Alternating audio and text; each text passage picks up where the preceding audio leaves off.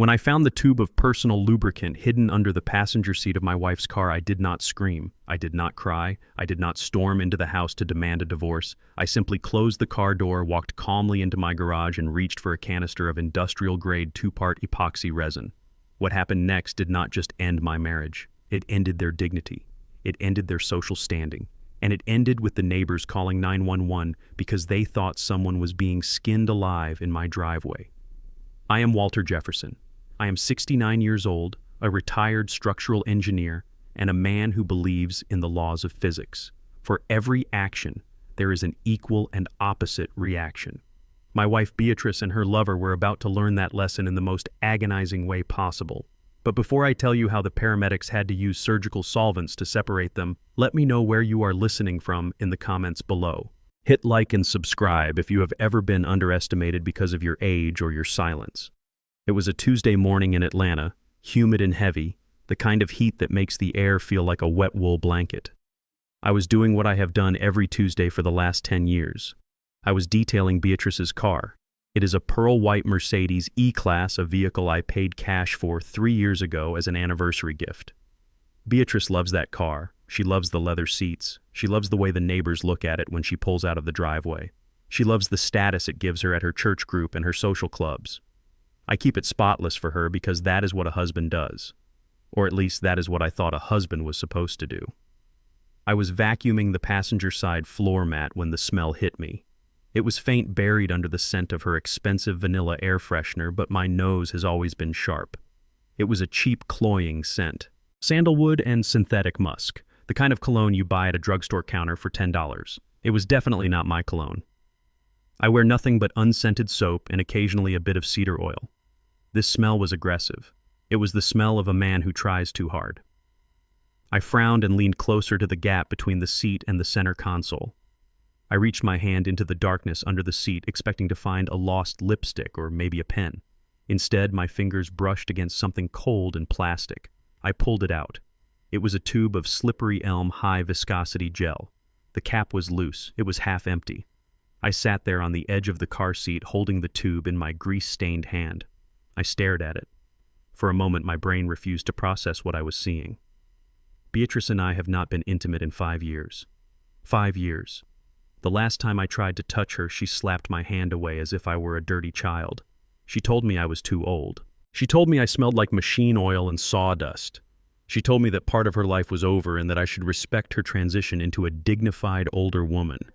She made me feel like a pervert for wanting to hold my own wife. Yet here was a tube of high-performance lubricant half-used hidden in the car I bought her. I reached back under the seat. If there was one thing, there might be more.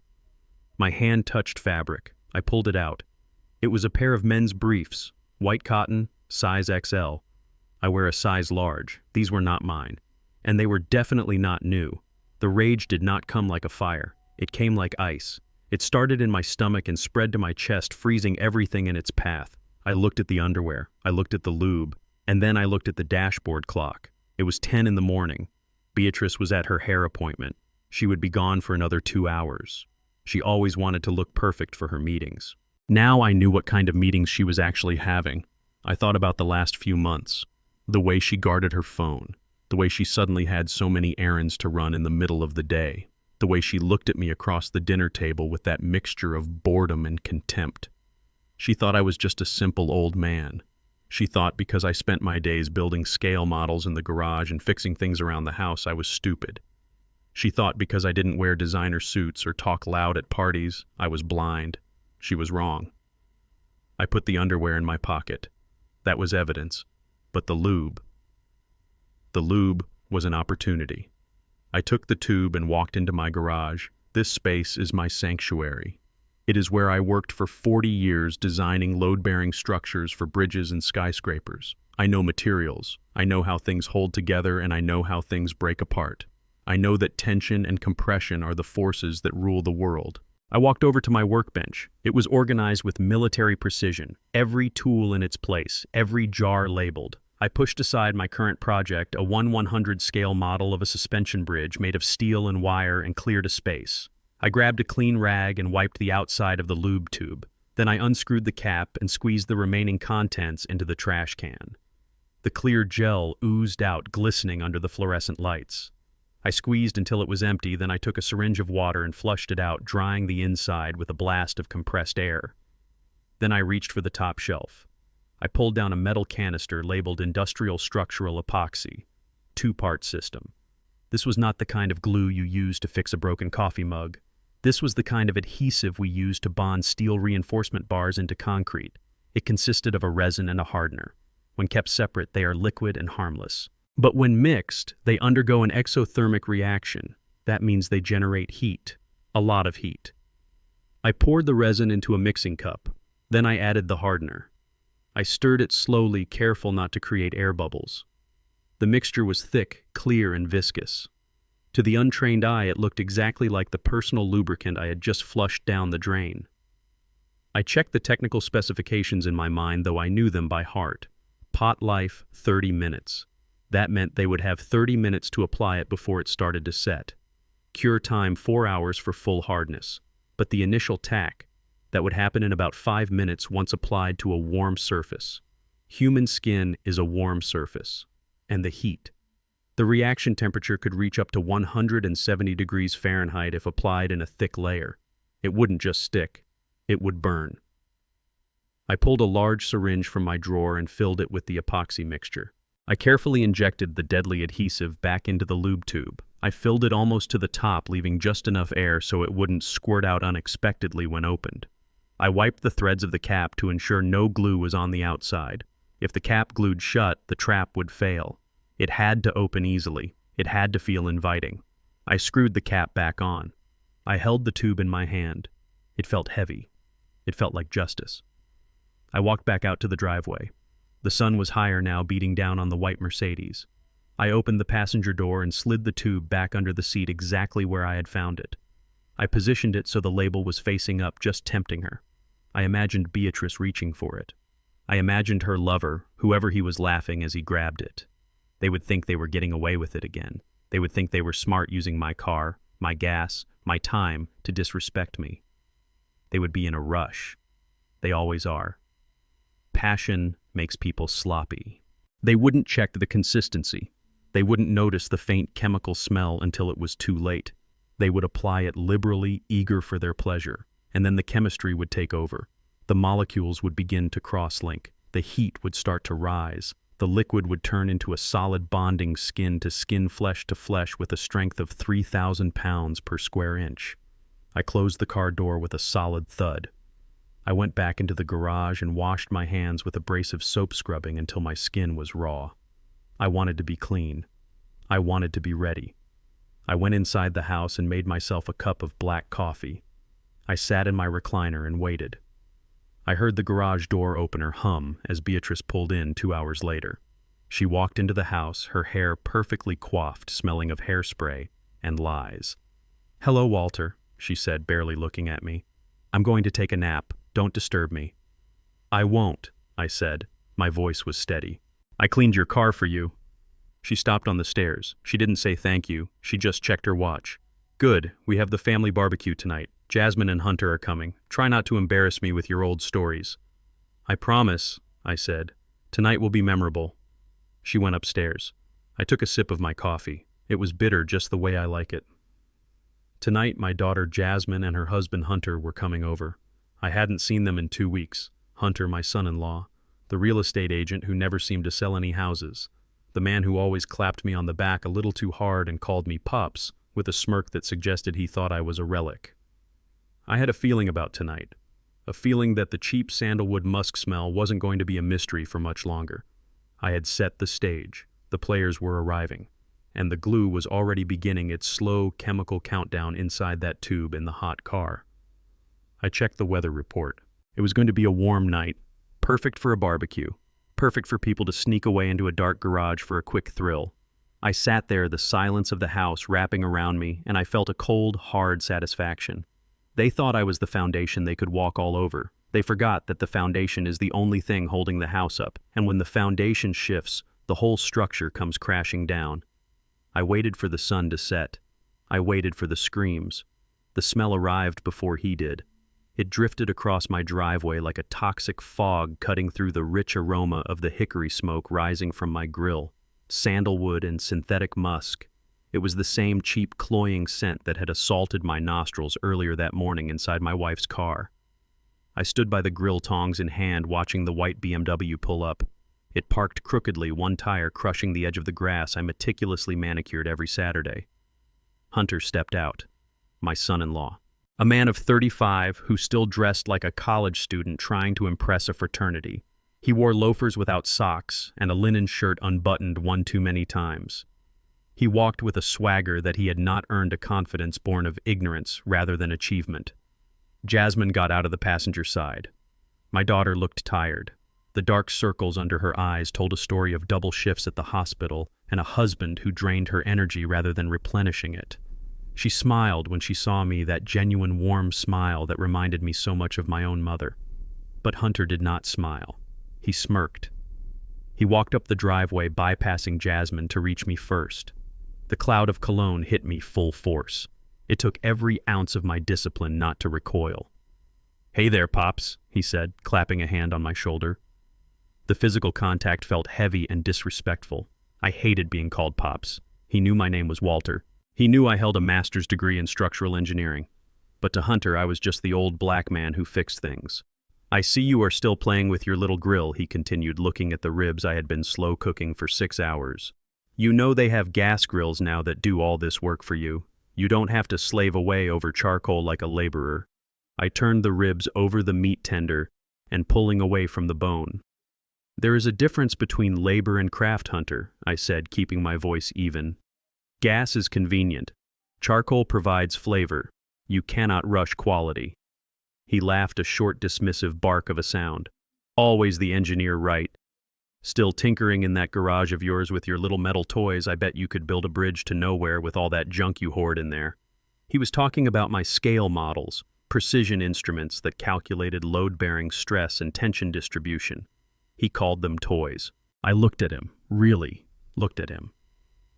I saw the way his eyes darted toward the house, looking for Beatrice. I saw the sheen of sweat on his upper lip, not from the heat, but from anticipation. Beatrice came out onto the patio then. She was wearing a yellow sundress that was too young for her, tight in the waist and low in the neck. She had freshened her makeup. Her lips were a bright, wet red. Hunter's demeanor changed instantly. His posture straightened. The smirk softened into something predatory. "Hello, Beatrice," he said. His voice dropped an octave. "You look stunning tonight. That color is amazing on you." Beatrice preened. She actually preened, touching her hair and laughing a light, breathless laugh that I had not heard directed at me in a decade. "Oh, stop it, Hunter," she said, batting her eyelashes. "It is just an old thing I threw on." Jasmine walked up, carrying a bowl of potato salad. "Hi, Mom," she said. Beatrice barely glanced at her daughter. "Hello, sweetie, put that on the table. Hunter, come get a drink. Walter bought that cheap beer you like." I had bought the beer he liked, but it was certainly not cheap.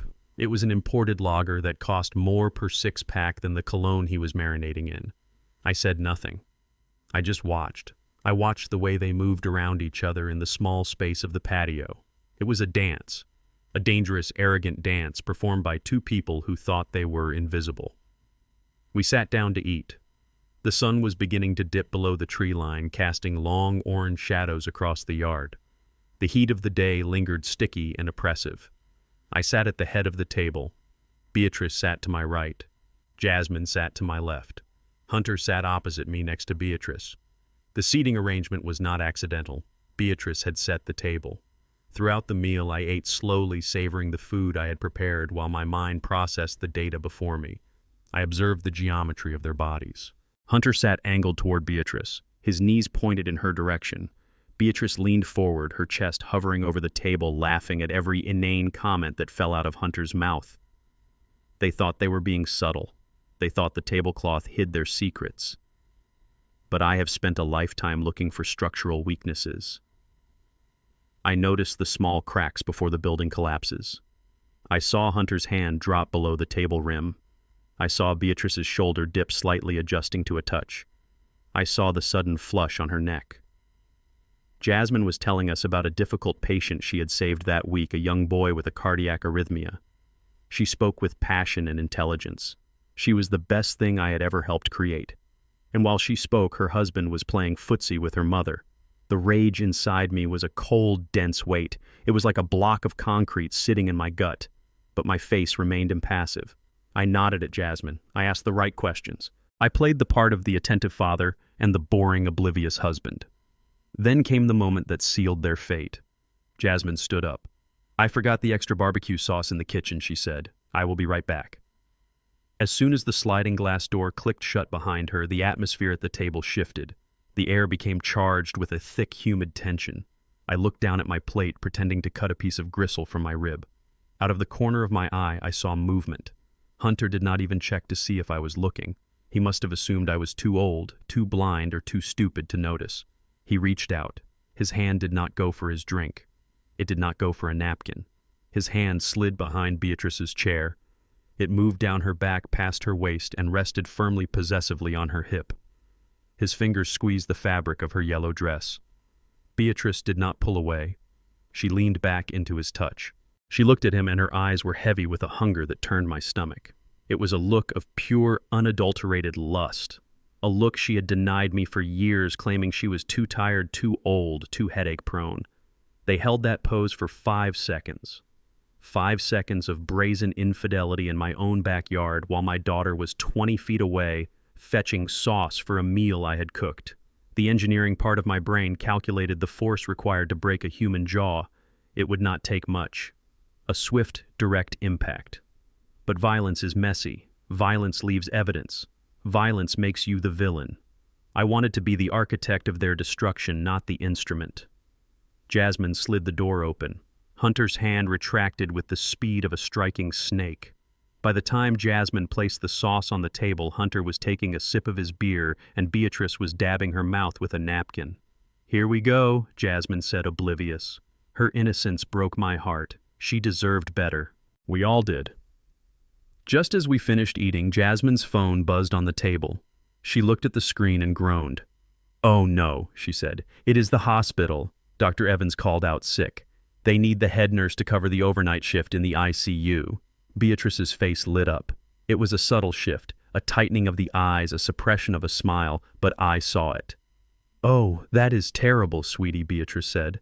Her voice dripped with fake sympathy.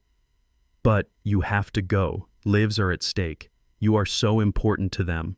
Hunter shook his head, looking down at his plate to hide the excitement in his eyes. "Yeah, babe, you go save lives. Do not worry about me. I will just hang out here for a bit and help your folks clean up, then I will head home." It was the perfect storm. The variables were aligning exactly as I had predicted.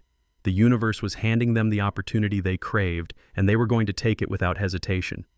I stood up and began clearing the plates. I felt a sudden feigned wave of exhaustion wash over me. I let my shoulders slump. I rubbed my temples. "You know," I said, keeping my voice weary, "I am feeling this heat today. I think the smoke from the grill got to me." Beatrice looked at me, hope flaring in her eyes. "You do look tired, Walter. You look old. You should go to bed early."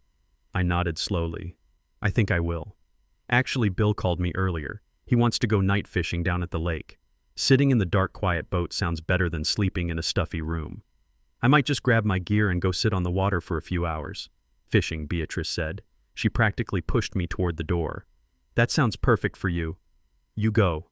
Go fish. Hunter and I can handle the dishes." I looked at Hunter. He gave me a thumbs up. "Go catch a big one, Pops." I walked into the kitchen. Jasmine hugged me goodbye. "I am sorry I have to run, Dad," she said. I held her a second longer than usual. "I am proud of you, Jasmine," I whispered. "You are a good woman. Never forget that." She left. I heard her car start and drive away. The stage was set. The actors were in position. Now I just needed to place the prop. I went out to the garage ostensibly to get my tackle box. My hands were steady. My breathing was calm. I walked over to my workbench. The tube was there, sitting innocently where I had left it. The label was bright and clean. To anyone else, it was just a tube of gel. To me, it was a delayed action bomb. I picked it up. It was warm from the ambient heat of the garage. The epoxy inside was fluid, ready to react. I walked back out to the driveway. The white Mercedes was unlocked. It always was. Beatrice never believed anyone would dare touch her property. I opened the passenger door. I reached under the seat. But then I stopped. If I left it under the seat, they would have to look for it. They might fumble in the dark. It might be awkward. I wanted to remove all barriers. I wanted to make it easy for them. I wanted their own eagerness to be their downfall. I looked through the window.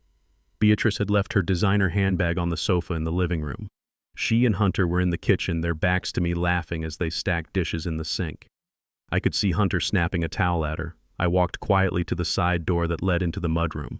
I slipped my shoes off. I moved like a ghost through my own home. I reached the living room. The bag was open. It was a chaotic mess of makeup receipts and mints. I slid the tube of modified lubricant right on top. It sat there gleaming under the recessed lighting. It was the first thing she would see when she reached inside. I retreated to the mudroom, put my shoes back on, and grabbed my fishing rods. I walked out the back door, making sure to let the screen door slam just loud enough to be heard.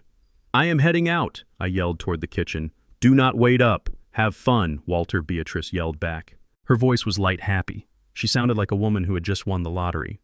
I walked to my old pickup truck parked on the street. I loaded my gear. I started the engine. It rumbled to life, a deep, throaty sound. I pulled away from the curb, watching my house in the rearview mirror. It looked peaceful. The windows glowed with warm yellow light. It looked like a happy home. I drove down the block, turned the corner, and killed the headlights. I circled back through the alleyway that ran behind our property. There was a dense thicket of azalea bushes and oak trees bordering the back of my lot. It provided a perfect view of the driveway and the garage. I parked the truck in the shadows, rolled down the window, and poured myself a cup of coffee from my thermos. I checked my watch. It was 8:30. The chemical reaction of the epoxy would begin generating significant heat within 5 minutes of application. Full bond strength would be achieved shortly after. I took a sip of coffee. I leaned back. I waited for the show to begin. They thought I was out on the lake staring at the water. But I was right there, the silent observer, the engineer, watching the bridge begin to buckle. The collapse was imminent, and I had a front row seat. I drove my truck around the block once to sell the illusion. I kept the speed steady and the turn signal blinking casually. To anyone watching, I was just an old man heading out for a quiet night on the lake. But the moment I turned the corner and broke the line of sight from my driveway, I killed the headlights. I swung the truck into the service alley that ran parallel to our street. It was a narrow gravel track used mostly by utility trucks and teenagers looking for a place to smoke. But tonight, it was my observation post. I parked behind a cluster of overgrown oak trees that bordered my backyard. From this vantage point, I had a clear line of sight to the garage. The distance was about 50 meters. Close enough to see. Close enough to hear. I reached under the seat and pulled out my binoculars. They were high-quality optics I used for birdwatching, another hobby Beatrice mocked. She called it boring. I called it training and patience. I adjusted the focus until the back of my house snapped into sharp relief. The kitchen lights were off. The living room was dim. I checked my watch. It had been 15 minutes since I left. Right on cue, a pair of headlights swept across the fence. The white BMW rolled silently back into the driveway. Hunter had not gone home. He had barely gone around the corner. He parked right next to the garage door, leaving the engine running for a moment before killing it. I watched him step out. He looked around, scanning the street with the nervous energy of a thief. He checked his phone. Then he walked toward the side door of the house. Beatrice met him there.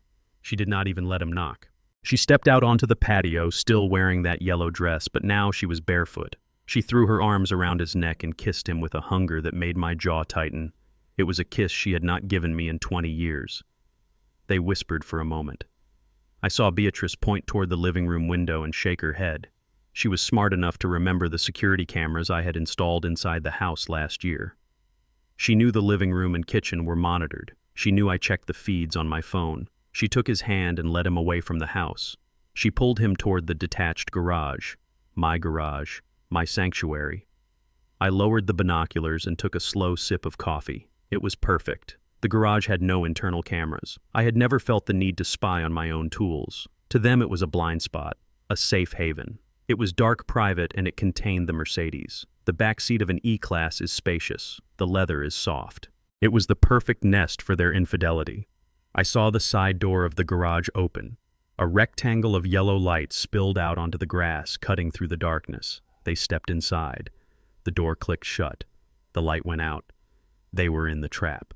I sat back in the truck seat and waited. I imagined their movements, the fumbling in the dark, the giggling, the rush of adrenaline that comes from doing something forbidden in someone else's home. Beatrice would reach into her bag. Her fingers would close around the tube. She would feel the familiar shape. She would not hesitate. Why would she? To her, it was just a lubricant, an enhancer, a way to make her betrayal smoother. She would unscrew the cap. The seal I had carefully wiped clean would break easily. Hunter would be impatient. He always was. He was a man who wanted instant gratification without the work. He would not check the consistency. He would not notice that the fluid was slightly thicker, slightly more viscous than usual. He would just want to get started. I checked my watch again. 5 minutes had passed since they entered the garage. The epoxy I had used was an exothermic compound. That means it generates heat as it cures. It starts slowly, a gentle warmth that might even feel pleasant at first, a heightened sensation. But the reaction is exponential. As the molecules cross-link, the energy release accelerates. It goes from warm to hot to searing in a matter of seconds. And as the heat rises, the state of matter changes. The liquid becomes a gel. The gel becomes a solid that bonds to organic material with a terrifying permanence. I rolled my window down a little further. The night was quiet. A dog barked in the distance. The hum of the interstate was a low drone miles away. And then the silence broke. It was not a scream of pleasure. It was a sound of primal confusion that rapidly escalated into sheer terror. It was Hunter, a guttural, high-pitched yelp that sounded like an animal caught in a steel trap. What the hell? His voice was muffled by the garage walls, but it cut through the night air. Then Beatrice screamed. It was a sharp, piercing shriek. "It is hot. It is burning me. Get it off." I took another sip of coffee. The bitterness on my tongue tasted sweet. The reaction had hit the critical phase.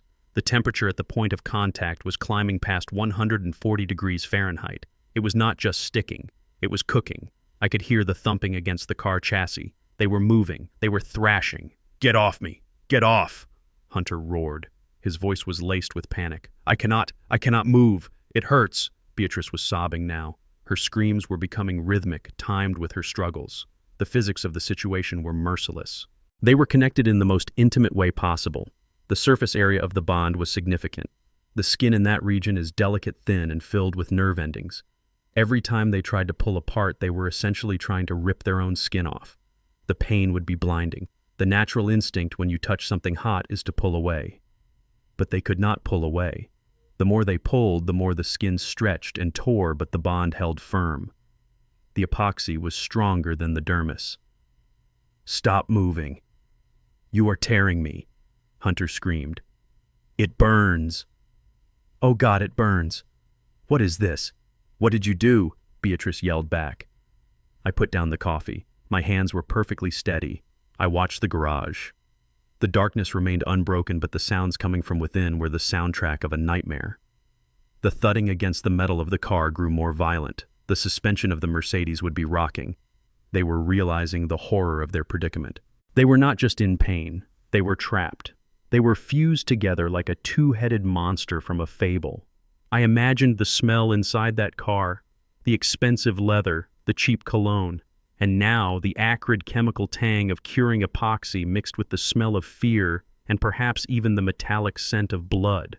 "You stupid witch. What was in that tube?" Hunter's voice was hoarse. "It was just the lube. It was just the lube." Beatrice cried. Her voice was cracking. I heard a loud, unparalleled thud, like a foot kicking the door panel. "This is not lube. This is glue. You glued us together." "I did not. Why would I do that? It hurts. Help me." They were beginning to turn on each other. The lust had evaporated, replaced instantly by the brutal instinct for self-preservation. But there was no self to preserve anymore. There was only the entity they had become. I knew I had to time my entrance perfectly. I could not go in too soon. If the bond had not fully set, they might manage to separate, albeit with severe injuries. I needed the bond to be structural. I needed it to be permanent until medical intervention. I waited another 2 minutes. The screams had settled into a constant jagged sobbing and whimpering. The initial shock had passed, replaced by the dull, throbbing reality of their agony. "Help! Someone help us!" Beatrice screamed. Her voice was thinner, now exhausted. I checked the time. It had been 12 minutes since the application. The epoxy was hard. It was done. I started the truck. I did not turn on the headlights yet. I let the engine idle for a moment, listening to the deep rumble. It was the sound of judgment approaching. I put the truck in gear and drove slowly out of the alley. I turned onto the street. I counted to 10. Then I turned into my driveway. As I pulled in, I hit the high beams. The twin shafts of light pierced the darkness, illuminating the garage door. It was closed, but the side door was slightly ajar, pushed open perhaps during their frantic entry. I parked the truck directly in front of the garage door, blocking any potential exit, though I knew they were not going anywhere. I stepped out of the truck. I slammed the door hard. I walked to the keypad on the garage door frame. I punched in the code. The motor whirred to life. The heavy door began to rise slowly, inch by inch, revealing the scene inside like a curtain rising on a grotesque stage play. I did not rush. I walked into the garage and reached for the bank of switches on the wall. I flipped them all. The overhead fluorescent shop lights flickered and buzzed to life, flooding the space with a harsh, clinical white glare. There were no shadows left to hide in. Everything was exposed. The sight that greeted me was something that would haunt a lesser man, but to me it looked like a solved equation. The back passenger door of the Mercedes was open. Hunter's legs were sticking out, thrashing in the air. He was completely naked. Beatrice was invisible beneath him, pinned against the leather seat, her legs wrapped around him in a mockery of passion. They were wrestling, jerking, sobbing. Their skin was red and inflamed. I could see blood smearing the cream-colored leather. When the lights hit them, they froze. Hunter twisted his head around his face, a mask of sweat tears and contorted rage. He saw me standing there. He saw the man he called Pops, the man he thought was a fool. Walter. Beatrice screamed my name. It was not a greeting. It was a plea. Walter, help us. We are stuck. It hurts. Oh God, it hurts. I stood by the workbench. I did not move toward them. I did not offer a towel. I did not offer a hand. I simply looked at them. I looked at the tube of epoxy lying on the floor mat where they had dropped it. I looked at the cap. I took my phone out of my pocket. "What are you doing?" Hunter yelled. "Help us, you lunatic! Get a knife! Get something! Cut us loose!" I looked at him calmly. "A knife would be dangerous, Hunter. I am not a surgeon. I might hit an artery." I unlocked my phone. I dialed 3 numbers. I put the phone to my ear. I kept my eyes locked on them. "Operator," I said. My voice was calm, steady, the voice of a man reporting a broken water main. "I have an emergency at my residence." There was a pause as the operator asked for the nature of the emergency. "I have 2 individuals in my garage," I continued. "They have suffered a chemical accident. They appear to be bonded together by a strong industrial adhesive." Bonded together.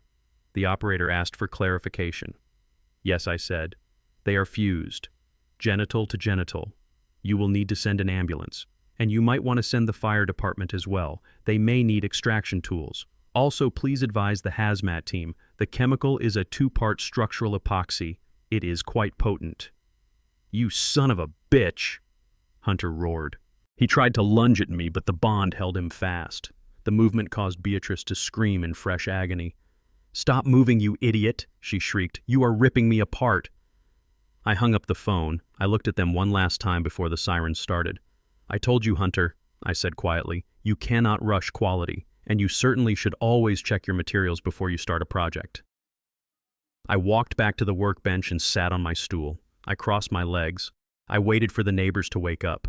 I waited for the lights and the sirens. The show was just beginning. The high beams of my truck were just the opening act. The main event required absolute clarity. I stepped out of the vehicle and walked briskly toward the garage, my face arranged into a mask of frantic concern. I knew the security cameras on the house were recording the driveway.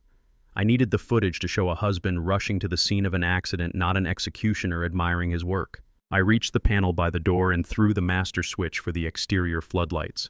I had installed these lights 2 years ago after a series of break-ins in the neighborhood. They were 5,000 lumen industrial LEDs designed to turn night into day and strip away any place to hide. The garage exploded with brilliance. The sudden illumination was physical. It hit them like a slap. Beatrice shrieked a sound of pure raw exposure. She tried to curl in on herself to hide her nudity, but the physics of her predicament made modesty impossible. Her legs were splayed, wrapped around Hunter's waist, fused to his hips by the curing resin. Every attempt to cover her face pulled at the bond, eliciting a fresh cry of pain. Hunter squeezed his eyes shut against the glare. His face was a map of terror. Sweat streamed down his forehead, mixing with the tears and snot running from his nose. The heat from the chemical reaction was still radiating from their joined bodies, a localized fever that was cooking them alive. I walked into the garage. I stopped 5 feet away from the car. I put my hands on my head in a gesture of theatrical horror. "Oh my God!" I shouted. My voice echoed off the concrete walls. "What happened? What have you done?" "Walter, turn off the lights." Hunter screamed. His voice was hoarse, shredded by his earlier yelling. "Turn them off, you sick old bastard!" I did not reach for the switch. I reached for my pocket. I pulled out my phone again, keeping the line open to the operator. I paced back and forth in front of the open car door, making sure my shadow fell across them, then moved away, subjecting them to the strobe effect of my movement.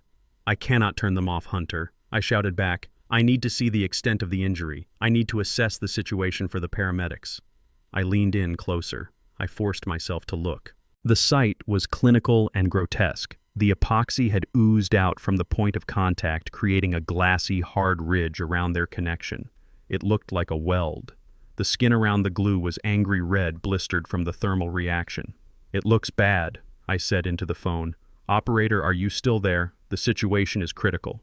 The chemical agent has hardened. There is significant tissue damage. They are in shock. You have to help us." Beatrice sobbed. Her makeup was ruined, streaking down her face in black rivulets. She looked old. She looked broken. "Walter, please, it hurts so much. Get some water, get some ice, do something." I looked at her. I looked at the woman who had shared my bed for 30 years. The woman who had thrown away our life for a ride in the back seat with a man half her age. "I cannot use water, Beatrice," I said. My voice was filled with fake panic. "I do not know the chemical composition. Water might accelerate the reaction. It might make it burn hotter. We have to wait for the professionals. We have to wait for the hazmat team." "Hazmat," Hunter yelled. He tried to lunge at me, his muscles bunching, but the car held him prisoner. The movement torqued Beatrice's body violently. She screamed a sound that tore at her throat. "Stop moving," she shrieked at him. "You are ripping my skin." I stood my ground. I did not flinch. I watched the blood trickle down the leather seat. It was a dark crimson stain against the pristine white. That seat would never be clean again. The car was totaled, not by a crash, but by their filth. "Turn off the damn lights," Hunter begged. He was broken now. The arrogance was gone. The swagger was gone. He was just a naked, terrified man glued to his mother-in-law in a brightly lit garage. "I can hear people. I can hear cars. Turn them off." I shook my head. "I need the light to guide the ambulance. I need them to see exactly where to go. I am doing this for you, Hunter. I am doing this to save you." I walked to the edge of the garage door and looked out. The quiet suburban street was waking up. I saw porch lights flickering on up and down the block. I saw silhouettes in windows. The screams had done their work. The neighborhood was alert. I turned back to them. I stood in the harsh glare, fully clothed, fully composed. I held the phone like a shield. "Help is coming," I said. "Just hold on. Do not move. Do not try to separate. You will only cause more damage." I was lying about the water. I knew water would cool the bond. I knew ice would help the pain. I knew a towel would preserve their dignity, but I did not move. I stood like a statue of judgment. I let the light burn them. I let the exposure sear into their minds. This was the first lesson. Actions have consequences, and those consequences happen in the light. The sound of the sirens started as a low wail in the distance, growing louder and more urgent with every passing second. It was a symphony of disaster approaching my driveway. Blue and red lights began to flash against the trees at the end of the street, strobing in time with the panic rising inside the garage. I watched the first vehicle turn the corner. It was a police cruiser. It was followed closely by a fire truck, its massive air horn blasting to clear the intersection. Then came the ambulance. The noise was deafening. It was the sound of total social collapse. Hunter began to whimper. It was a pathetic, high-pitched sound. "Oh God. Oh God, no. Please, Walter, close the door. Close the garage door. Do not let them see us." I looked at the keypad. I could have hit the button. I could have lowered the door and granted them a shred of privacy before the first responders arrived. But privacy was a luxury they had forfeited the moment they entered my garage. The door mechanism is jammed. I lied. My voice was flat. I think you might have kicked the sensor when you were thrashing around. It will not close. The police cruiser screeched to a halt at the bottom of the driveway. 2 officers jumped out, hands on their holsters, assessing the threat. They saw me standing there with my hands up. They saw the brightly lit garage. They saw the Mercedes.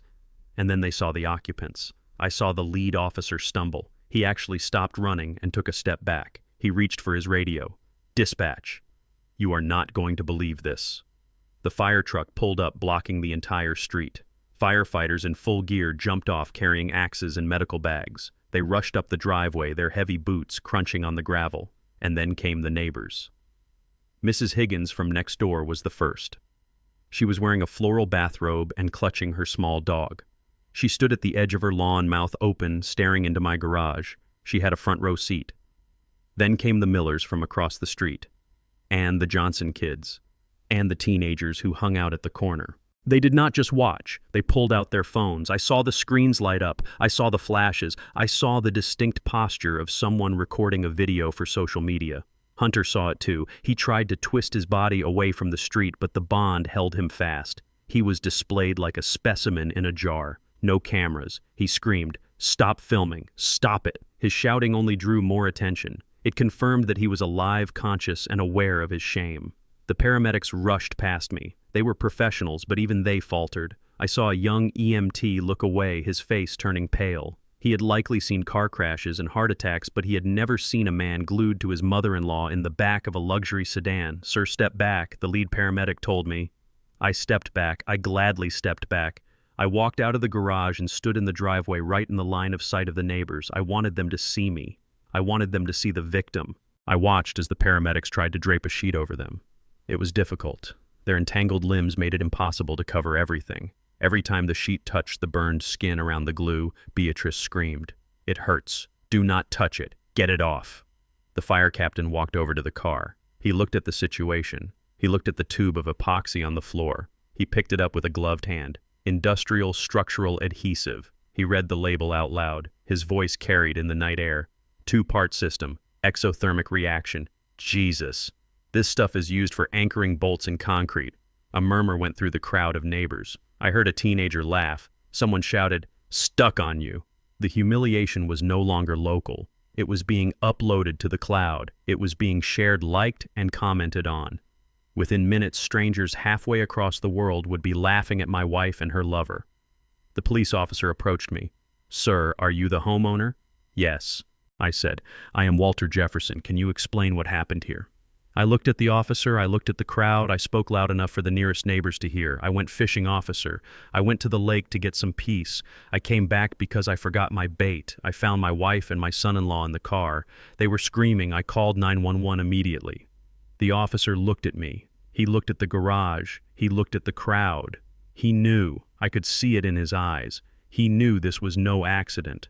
But he also knew that technically I had done nothing but call for help. "Do you know how they came into contact with industrial adhesive?" he asked. I shook my head. "I keep many supplies in my garage for my work. I am an engineer. They must have mistaken it for something else. It was dark in there before I turned the lights on." The officer suppressed a smile. He nodded. "Mistaken it. Right." Inside the garage, the rescue effort was turning into a spectacle. They realized they could not separate them on site. The bond was too strong. The risk of tissue damage was too high. They needed a surgical environment. They needed solvents that the fire department did not carry. "We have to transport them as is." The paramedic shouted, "As is." That meant they had to move them fused together out of the car and onto a stretcher. They brought in the hydraulic cutters, not to cut the people, but to cut the car. They cut the roof off the Mercedes. The sound of metal shearing screamed through the night. Sparks flew. Beatrice was sobbing hysterically. "My car, my car." I watched them destroy the symbol of her vanity to save her life. It was poetic. They lifted them out. It took 4 men.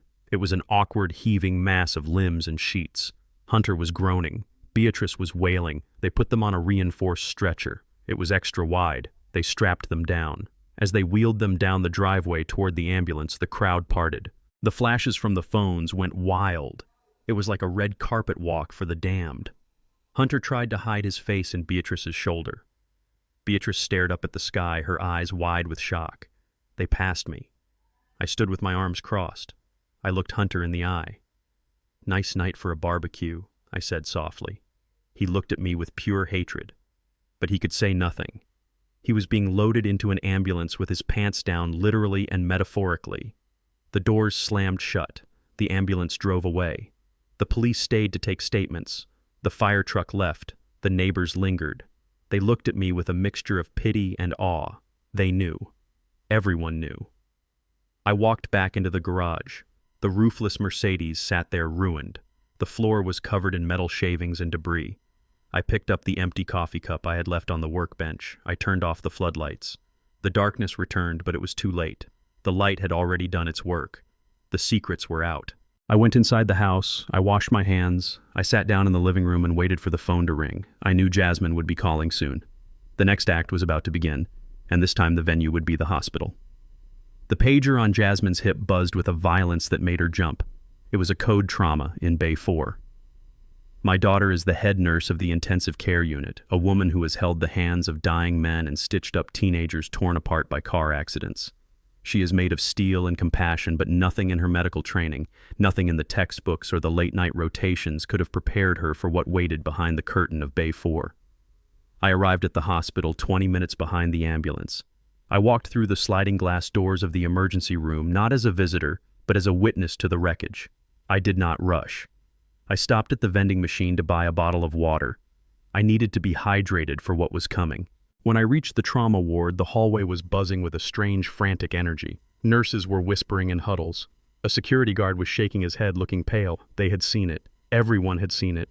I found the room. The curtain was partially drawn, but I could see Jasmine standing at the foot of the gurney. She was frozen. Her hands were covering her mouth, her eyes wide and unblinking, fixed on the gurney where her husband and her mother lay entangled in a mess of hospital sheets, blood, and shame. She looked like a statue of grief. The color had drained from her face, leaving her skin a translucent gray. She was not crying, not yet. She was in the shock phase where the brain simply refuses to accept the visual data it is receiving. She was looking at Hunter, the man she had married 3 years ago, the man she was working double shifts to support while he supposedly built his business. And she was looking at Beatrice, the mother she had called every Sunday, the woman she had trusted. They were fused together. The paramedics had cut away the roof of the car, but they had not been able to separate the bodies. Beatrice was sobbing, a low, broken sound that grated on the nerves. Hunter was hyperventilating, his eyes darting around the room like a trapped rat. Jasmine took a step forward. Her hand reached out trembling as if to touch them to verify that this was real and not a hallucination born of exhaustion. But she pulled back. She could not touch them. To touch them would be to accept that this grotesque display was her life. "Mom," she whispered. The word came out like a question. Beatrice turned her head. Her mascara was smeared across her cheeks. "Jasmine. Oh God, Jasmine. It is not what it looks like. We were just talking." Talking. Hunter squeezed his eyes shut. He knew better than to lie right now. The evidence was quite literally attached to him. Jasmine looked at the blood on the sheets. She looked at the raw, blistered skin where the epoxy had burned them. She looked at the way her husband's leg was thrown over her mother's hip, locked in place by the hardened chemical. "You were talking," Jasmine repeated. Her voice was flat, dead. "You were talking naked in my father's garage. I stood in the doorway. I watched my daughter's heart break in real time. It was a necessary fracture. You cannot build a strong structure on a rotten foundation. The rot had to be exposed, and the collapse, while devastating, was the only way to clear the ground." The attending physician, Dr. Evans, stepped into the room. He was a man I knew, a serious professional who had treated my high blood pressure for years. He looked at the chart, then at the patients, and then he looked at me standing in the doorway. He nodded once, a grim acknowledgement of the situation. He turned to Jasmine. "Nurse Jefferson, you should not be in here. You are family. You need to step out." I am staying, Jasmine said. Her voice was steel. Tell me what is happening. Dr. Evans sighed. He put on a pair of latex gloves. We have a significant problem. The adhesive agent appears to be a 2-part industrial epoxy. It is fully cured. It is as hard as stone. Get it off us. Hunter screamed. Just cut it off. Use solvent. Use something. We cannot use standard solvents, Dr. Evans said calmly. Acetone or methylene chloride would dissolve the glue, yes. But given the sensitive nature of the contact area and the mucous membranes involved, those chemicals would cause third-degree chemical burns instantly. You would be permanently disfigured. So what do you do? Beatrice wailed. We have to excise it, Dr. Evans said. Excise. The word hung in the air. We have to cut it out. We have to surgically remove the layer of skin that is bonded to the glue. We will have to go deep enough to get under the resin. It will be a debriding procedure. It will be painful, and the recovery will be difficult. You will both likely require skin grafts. Hunter let out a sound that was half sob, half scream. No, you are not cutting me there. You are not cutting me.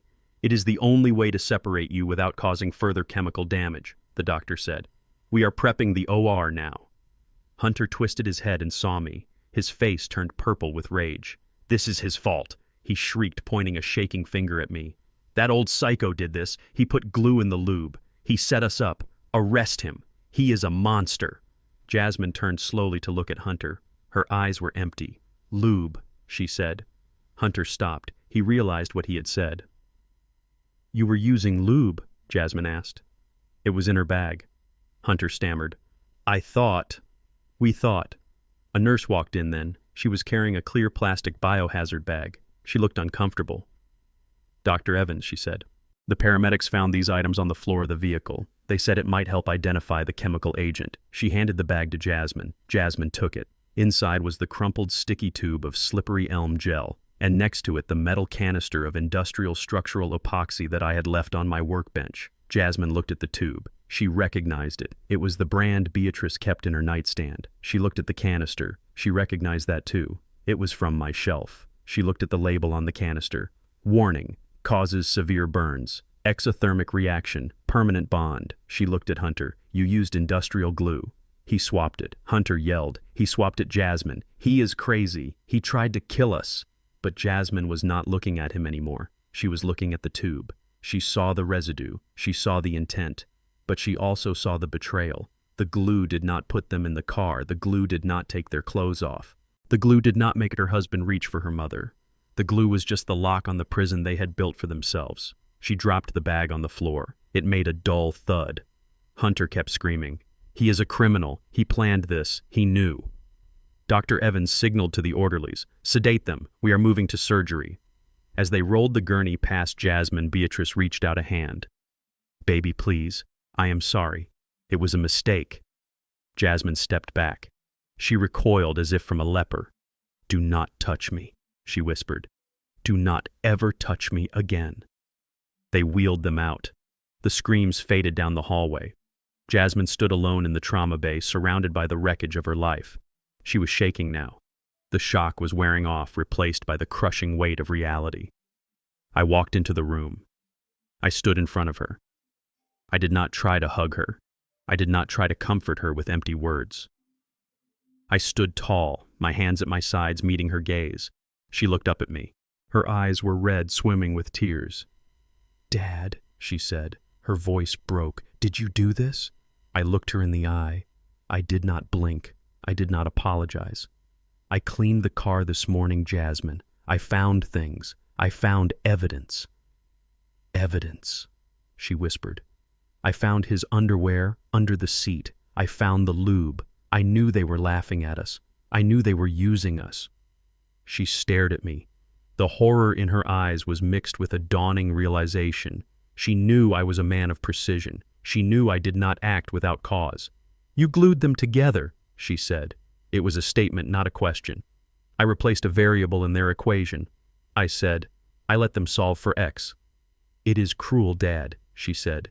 Tears spilled over her cheeks. It is so cruel. Look at them. They are ruined. I stepped closer. I put my hands on her shoulders. She felt fragile like a bird that had flown into a window. Cruelty is lying to your face for years, I said softly. Cruelty is sleeping with your mother while you work double shifts to pay his debts. Cruelty is eating my food and laughing at me while betraying you in my own house. She sobbed, her body shaking under my hands. I am sorry you had to see this, Jasmine, I said. I am sorry it had to be this way. But sometimes you cannot just treat the symptoms. Sometimes the infection is too deep. I lifted her chin so she had to look at me. The cancer must be cut out, I said. She looked at me. She saw the resolve in my face. She saw the love that was fierce enough to burn the world down to protect her. She took a deep breath. She wiped her face. She looked at the door where they had taken her husband and her mother. She did not say it was okay. She did not say she forgave me. But she nodded, a small, almost imperceptible nod. She understood. I took her arm. Come on, I said. Let us go get some coffee. The surgery will take hours. We have a lot of paperwork to prepare. We walked out of the trauma bay together, leaving the blood and the glue behind us. The hardest part was over. The trap had sprung. Now we just had to clean up the mess. The surgery took 4 hours. 4 hours of skin grafts, debridement, and the careful, agonizing removal of epoxy resin from human flesh. I sat in the waiting room the entire time. I drank black coffee. I watched the clock on the wall. I did not pace. I did not wring my hands. I sat with the stillness of a man who has done his job and is simply waiting for the inspection. When the surgeon finally emerged, he looked exhausted. He told me they were stable. He told me they had been separated. He told me the scarring would be extensive and permanent. I thanked him. I paid the copay with my debit card. And then I went to the recovery wing to witness the next phase of the collapse. I expected silence. I expected shame. I expected 2 people humbled by their own foolishness and the physical trauma they had endured. But I had underestimated the survival instincts of a narcissist. I found Beatrice in a private room. Jasmine had pulled strings to get her there, likely to shield the family from further public scrutiny. Beatrice was propped up in bed, heavily sedated but awake. She was swathed in bandages from her mid-thighs to her waist. She looked small and frail against the white sheets. Jasmine sat by the bedside holding her mother's hand. My daughter looked shattered. Her eyes were red-rimmed and swollen. She looked up when I entered the room, and for the first time in her life, her gaze was not filled with warmth. It was filled with confusion and fear.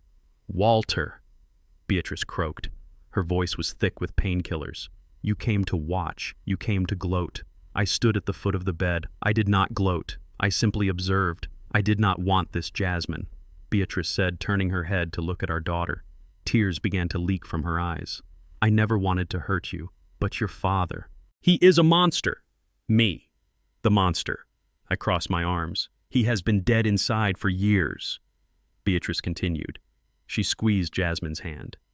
"He never touches me. He never talks to me. He spends all his time in that garage with his toys. He treats me like a piece of furniture." I was lonely, Jasmine. I was so incredibly lonely. She was rewriting history in real time. She was painting a picture of a neglected wife seeking comfort in the arms of a sympathetic soul. She was turning her infidelity into a cry for help. "Hunter listened to me," Beatrice sobbed. "He made me feel seen. He made me feel beautiful again. It was just a moment of weakness, a moment of desperation. And look what your father did. He maimed us. He set a trap like we were animals. Who does that? What kind of sick mind thinks of industrial glue?" I watched Jasmine's face. I saw the conflict. She knew what she had seen in the garage. She knew the betrayal. But she was also a nurse. She had seen the raw, flayed skin of her mother. She had seen the cruelty of the punishment. And now she was hearing that her father, the stoic engineer, was the root cause of this dysfunction. "He drove me to it," Beatrice whispered. "He pushed me away until I had nowhere else to go." It was a masterclass in manipulation. Darvo: deny, attack, and reverse victim and offender. Beatrice was casting herself as the victim of emotional abuse and me as the abuser. I said nothing. To defend myself would be to validate her lies. I let the silence hang in the room, heavy and antiseptic. Jasmine looked at me. "Dad, is that true? Did you really ignore her?" I looked at my daughter. I looked at the woman who was currently paying for a luxury car she could not afford so her mother could look rich. "I provided a home," I said quietly. "I provided stability. I provided loyalty. If that is not enough, then perhaps the definition of marriage has changed since I signed the contract. Beatrice wailed. See? See how cold he is. He talks about contracts. He has no heart. I turned and walked out of the room. I could not breathe the same air as her lies. I went down the hall to the vending machines. I needed water. I needed clarity. As I pressed the button for a bottle of water, a man in a cheap suit approached me. He looked like he had slept in his car. He smelled of stale tobacco and ambition. "Mr. Walter Jefferson," he asked. I nodded. "I am representing Mr. Hunter Davis," he said. He handed me a thick envelope. "You have been served." I took the envelope. I did not open it. I knew what it was. "Your client is currently recovering from skin graft surgery," I said. "Did he sign the retainer with his teeth?" "He signed it before the anesthesia kicked in," the lawyer said. "He is suing you for $5 million. $5 million. I raised an eyebrow. Assault with a deadly weapon, premeditated bodily harm, intentional infliction of emotional distress, and entrapment. The lawyer ticked them off on his fingers. You modified a product to cause injury. You placed it where you knew it would be used. You are looking at prison time, Mr. Jefferson, and my client will own everything you have, your house, your savings, your pension. I looked at the lawyer. He was young, hungry. He probably took the case on contingency thinking he had hit the jackpot. He saw an old black man with a nice house and assumed I was an easy target. He assumed I would settle to avoid the scandal. He did not know I had built my career calculating load limits. He did not know I never entered a structure I had not already tested. "Tell your client I look forward to discovery," I said. "Discovery," the lawyer laughed. "We have the tube, we have the police report, we have the medical records. The discovery is over. You cooked them." I put the envelope in my pocket. I did not tell him about the camera footage in the garage. I did not tell him about the label I had placed on the tube, the one Beatrice had ignored because she was too vain to wear her reading glasses. I did not tell him about the warning signs I had posted on my workbench. I saved those structural supports for the courtroom. "I will see you in court," I said. I walked away. The lawyer shouted something after me, but I tuned him out. I had bigger problems. I found Jasmine sitting in the hospital cafeteria. She was staring into a cup of cold tea. She looked small. When I sat down opposite her, she did not look up. $5 million, I said. "Hunter is suing me." Jasmine looked up then. Her eyes were hard. "He is in pain, Dad," she said. Her voice was flat. "I just came from his room. He is in agony. He might have permanent nerve damage." I nodded. "Epoxy generates significant heat." I warned him about quality control. "Stop it!" Jasmine slammed her hand on the table. The tea splashed over the rim. "Stop talking like an engineer. Stop talking like this is a math problem. These are people. That is my husband. That is my mother. They were having sex in my car, Jasmine," I said. "I know," she hissed. "I know what they did. It is disgusting. It is vile. I hate them for it. But you," she pointed a shaking finger at me, "you knew. You found the lube. You found the underwear. You knew they were going to do it." "I did," I admitted. "Why didn't you just stop them? Why didn't you just throw them out? Why didn't you just file for divorce? Why did you have to burn them?" She was crying now, tears of frustration and confusion. "Because words do not work on people like them," I said. "I have tried words. I have tried patience. I have tried generosity. They take it all and they demand more. They mistake kindness for weakness. They mistake silence for stupidity." "So you skinned them?" she asked. "That is your solution. You tortured them. I revealed them." I corrected her. I turned on the lights. "Dad, you are scaring me," she whispered. "I look at you and I do not recognize you. You are so cold.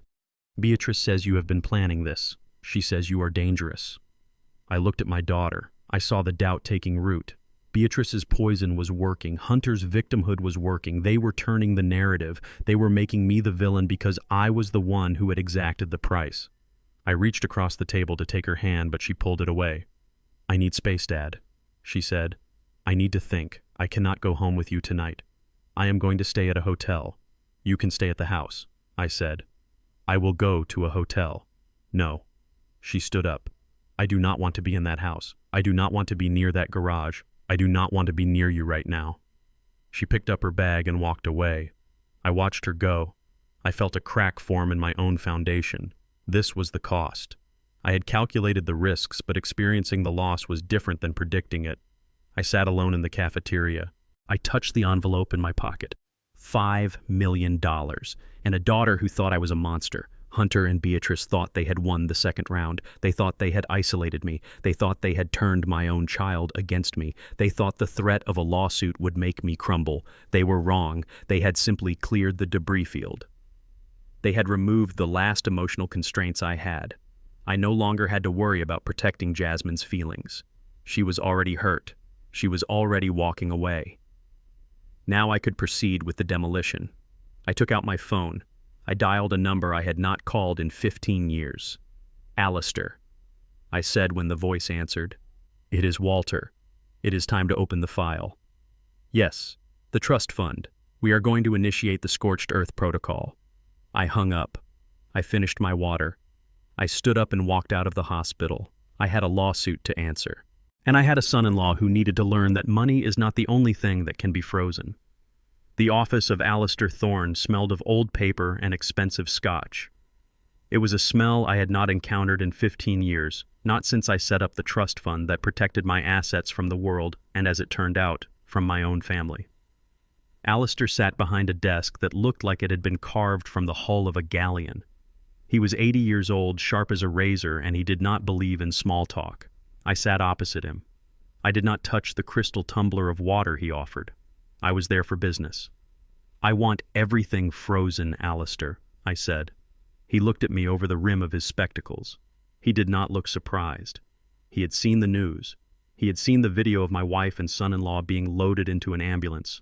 Everything, Walter? He asked. That is a nuclear option. I nodded. Nuclear is the only way to stop the radiation from spreading. I want the credit cards canceled immediately.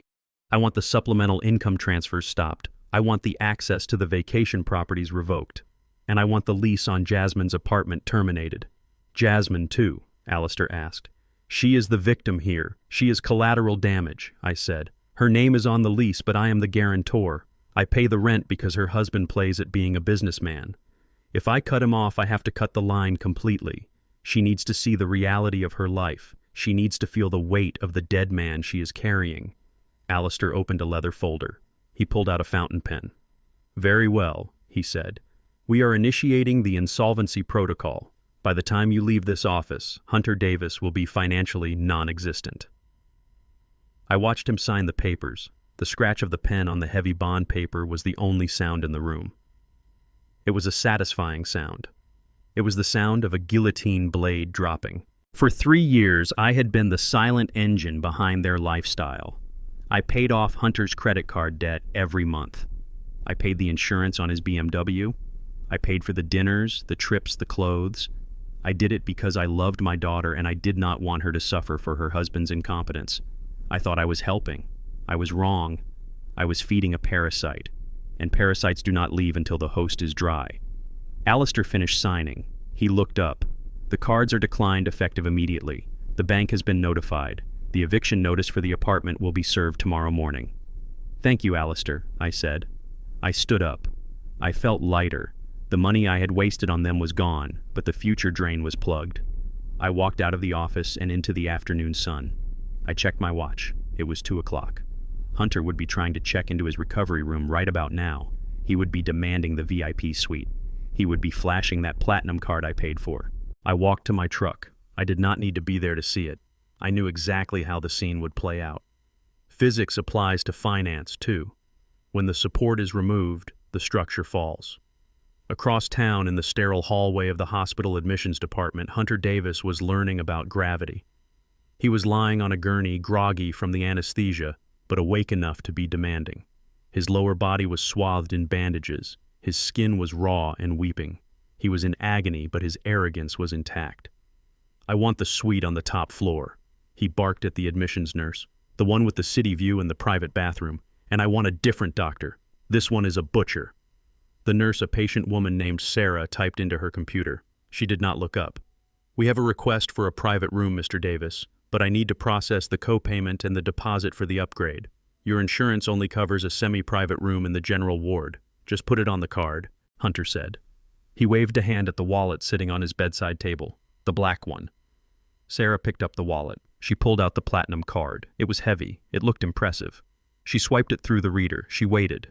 The machine beeped, a harsh, flat tone. "I am sorry, sir," Sarah said. "This card has been declined." Hunter scoffed. He winced as the movement pulled at his stitches. "Try it again. It is a platinum card. It has a $50,000 limit. The machine is broken." Sarah swiped it again. Beep, declined. Code 05. Do not honor. "There seems to be a hold on the account, sir," she said. "Do you have another form of payment?" Hunter's face turned red.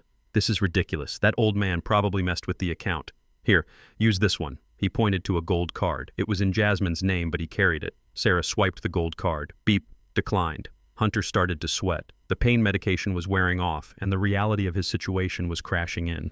"Call my wife," he shouted. "Get Jasmine down here. She will fix this." "Jasmine is not available, sir. She is currently on rounds," Sarah said.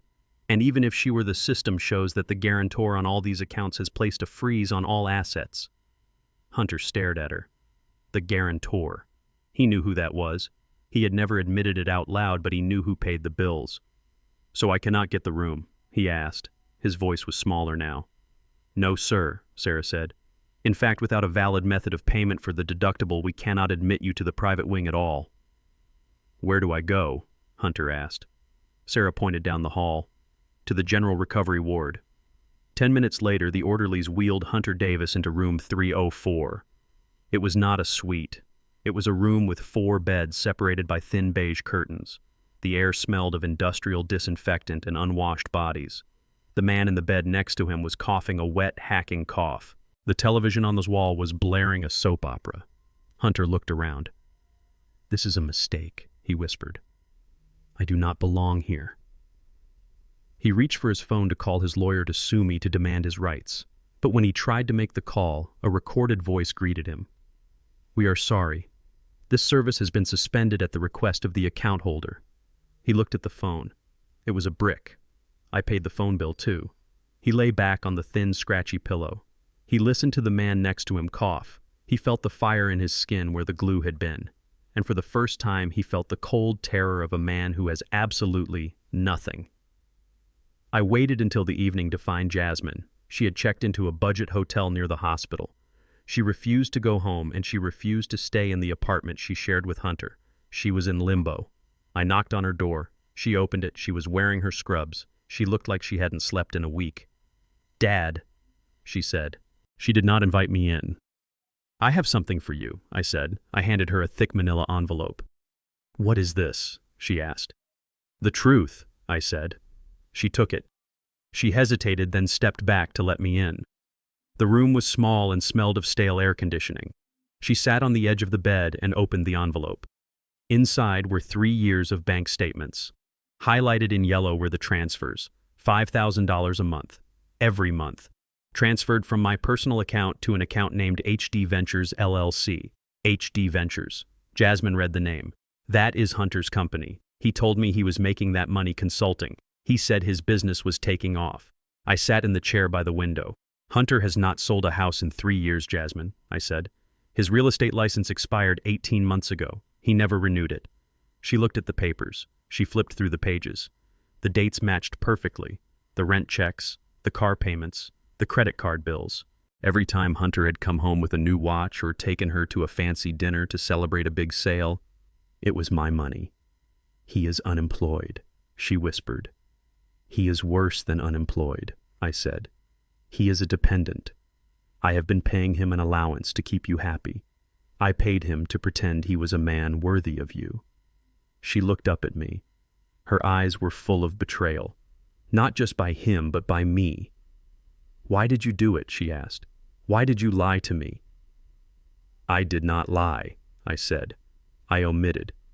I wanted you to be proud of your husband. I wanted you to believe in the life you chose.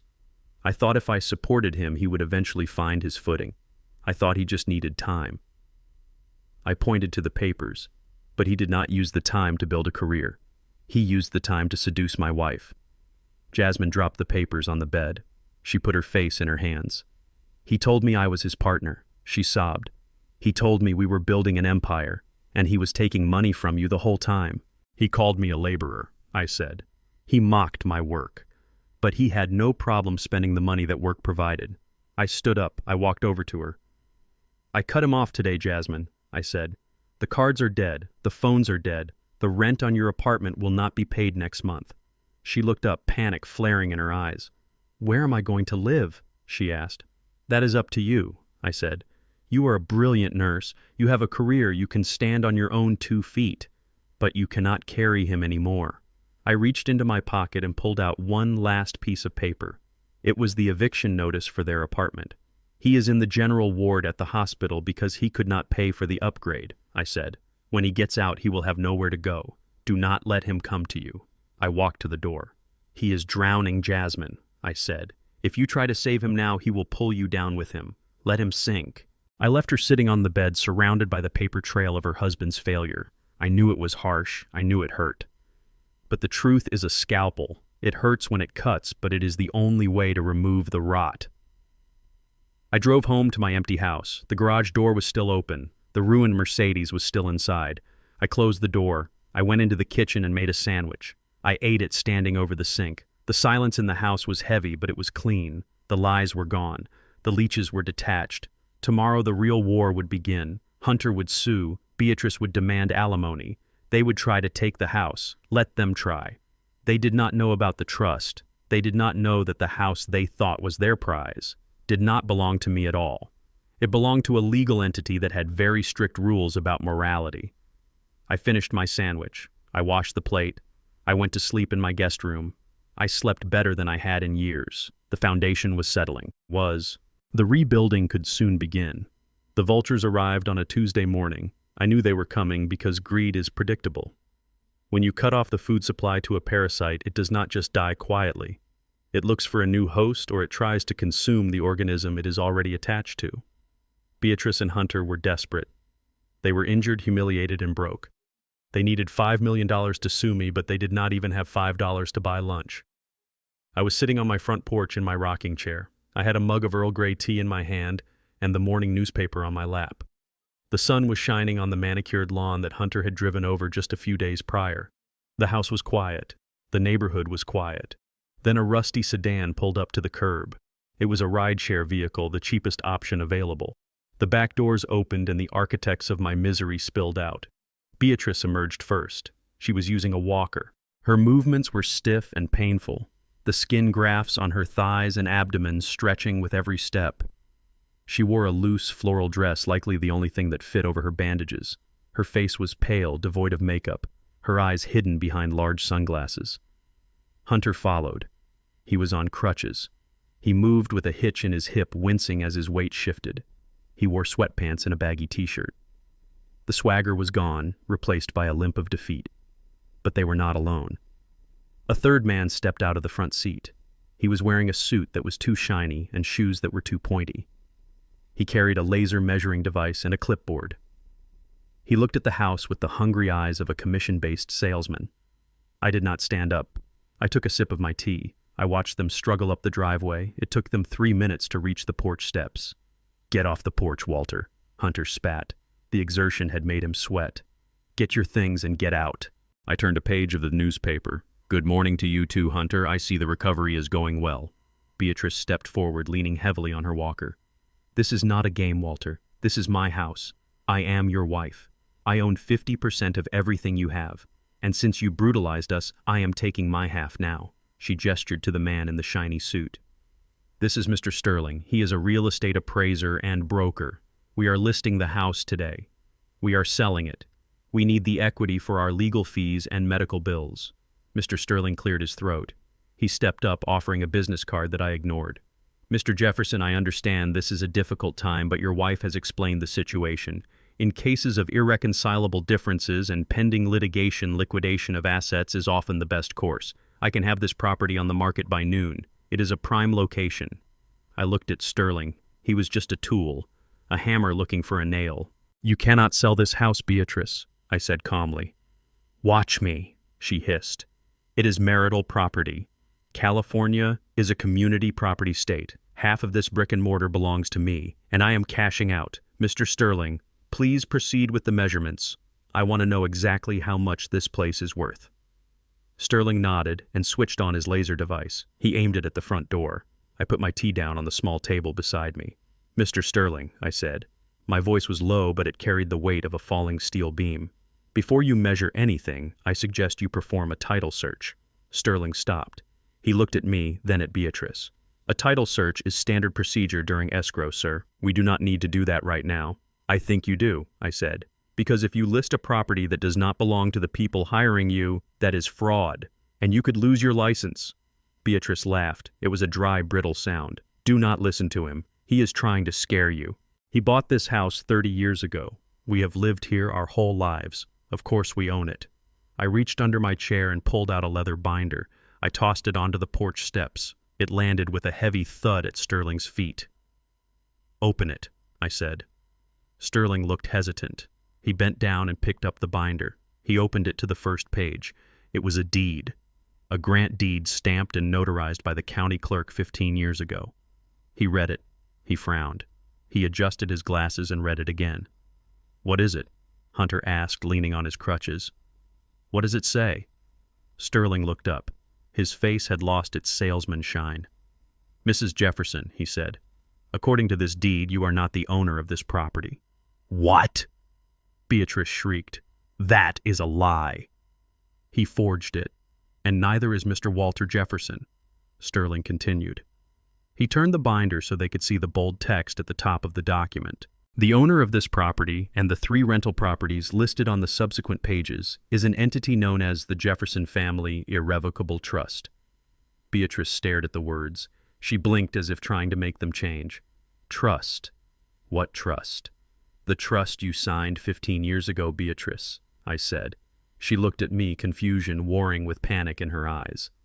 "I never signed a trust." "You did," I reminded her. "Remember when my patent for the bridge suspension system was approved? Remember when the money started coming in? I told you we needed to protect our assets from liability lawsuits. I brought home a stack of papers. You were watching your reality shows. You asked me where to sign so you could go back to your program. You signed 20 documents that night. One of them transferred the title of this house into the trust. But that means I still own it." She stammered. "It is a family trust. I am family." Mr. Sterling handed the binder back to me. He stepped away from Beatrice. "I cannot list a trust property without the authorization of the trustee." "I am the trustee," I said, "and I am not selling. Then I will sue the trust." Hunter yelled.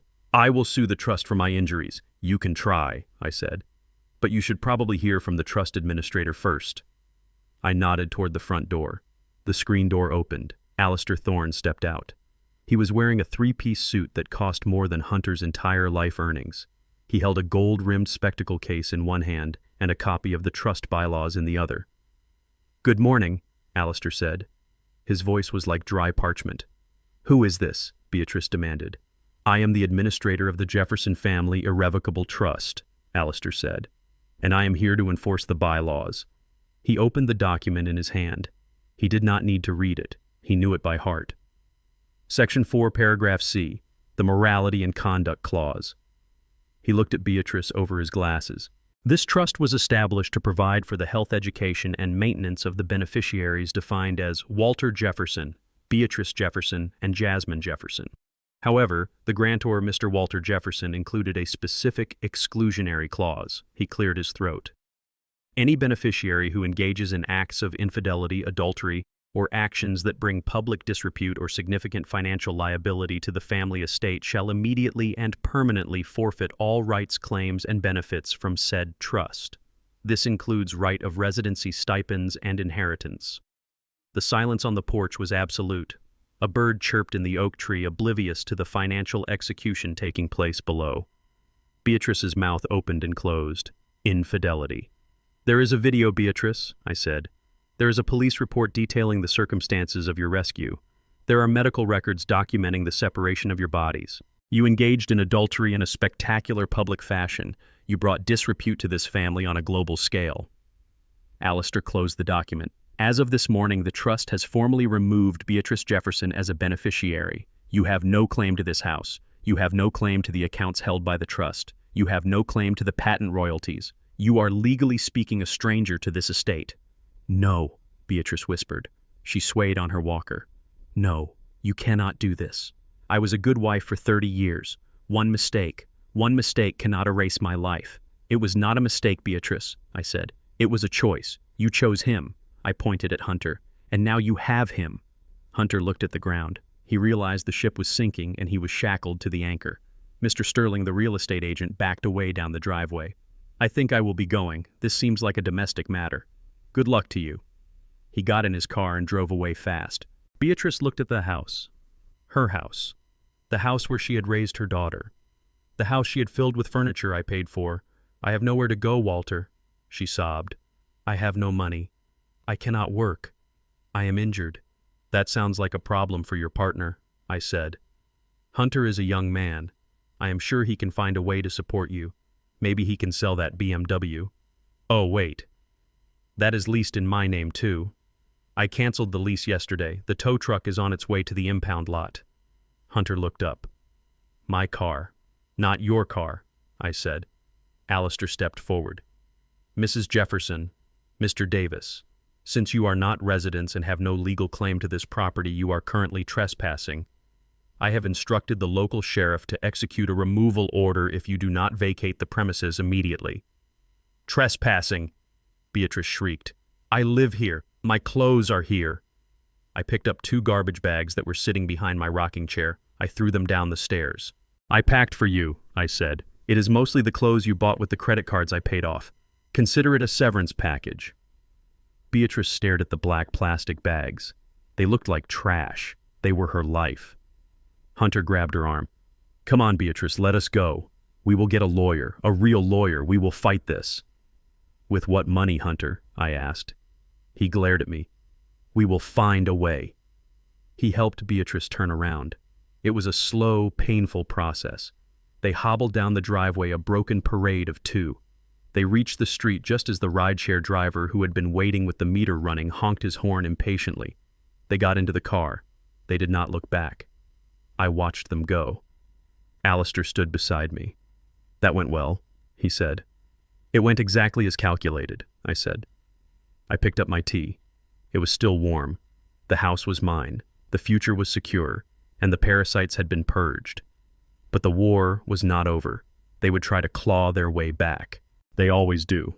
But I had one more layer of defense. I had the truth about Jasmine. And I had a DNA test that Beatrice had forgotten about a long time ago. The next battle would not be about money. It would be about blood. The desperation of a cornered animal is a dangerous thing. Beatrice was cornered. She had been evicted from her home. She had been humiliated on a global scale. She had been stripped of her financial safety net. She had nothing left but her malice, and she decided to weaponize the only thing she thought she could control. My daughter. It was Wednesday evening when Jasmine came to my hotel room. She looked like a ghost. Her eyes were swollen, her hands shaking so badly she could barely hold her purse. She did not hug me. She stood by the door, vibrating with a tension that filled the room. Mom told me she whispered. Her voice was a jagged shard of glass. I put down my book. I took off my reading glasses. I waited. I knew Beatrice would try something. I expected a lawsuit. I expected a public smear campaign. I did not expect her to try to rewrite biology. She says, "You are not my father," Jasmine said. The words hung in the air, heavy and poisonous. She says you are sterile. She says you had mumps when you were 20 and it killed your ability to have children. She says my real father was a white man she met at a conference in 1991, a man named Richard. I sat very still. I watched my daughter's face. I saw the torture in her eyes. Beatrice knew exactly where to strike. She knew Jasmine struggled with her identity, navigating the world as a black woman married to a white man, always wondering about her place. Beatrice had taken that insecurity and poured acid into it. She said, "You knew," Jasmine continued, tears spilling over. She said, "You agreed to raise me to save face." She said, "You have resented me my whole life because I am living proof of her affair." She said, "That is why you are so cold. That is why you ruined her, because you hate us both." It was a masterful lie. It explained my stoicism. It explained my discipline. It turned my protection into punishment. It made Beatrice the victim of a loveless marriage and me the villain who had trapped her. "She wants me to testify against you, Dad." Jasmine sobbed. She says if I help her get the money back, we can go find my real father. She says he is wealthy. She says he will love me the way you never could. I looked at my daughter. I felt a cold fury rising in my chest, hotter than the epoxy reaction. Beatrice was willing to bastardize her own child to erase 32 years of fatherhood just to get her hands on a check. She was willing to destroy Jasmine's sense of self to save her own skin. I stood up. I walked to the room safe. I punched in the code. The door beeped and swung open. I reached into the back past the stack of cash and the passport. I pulled out a thick yellowed envelope. The paper was brittle with age.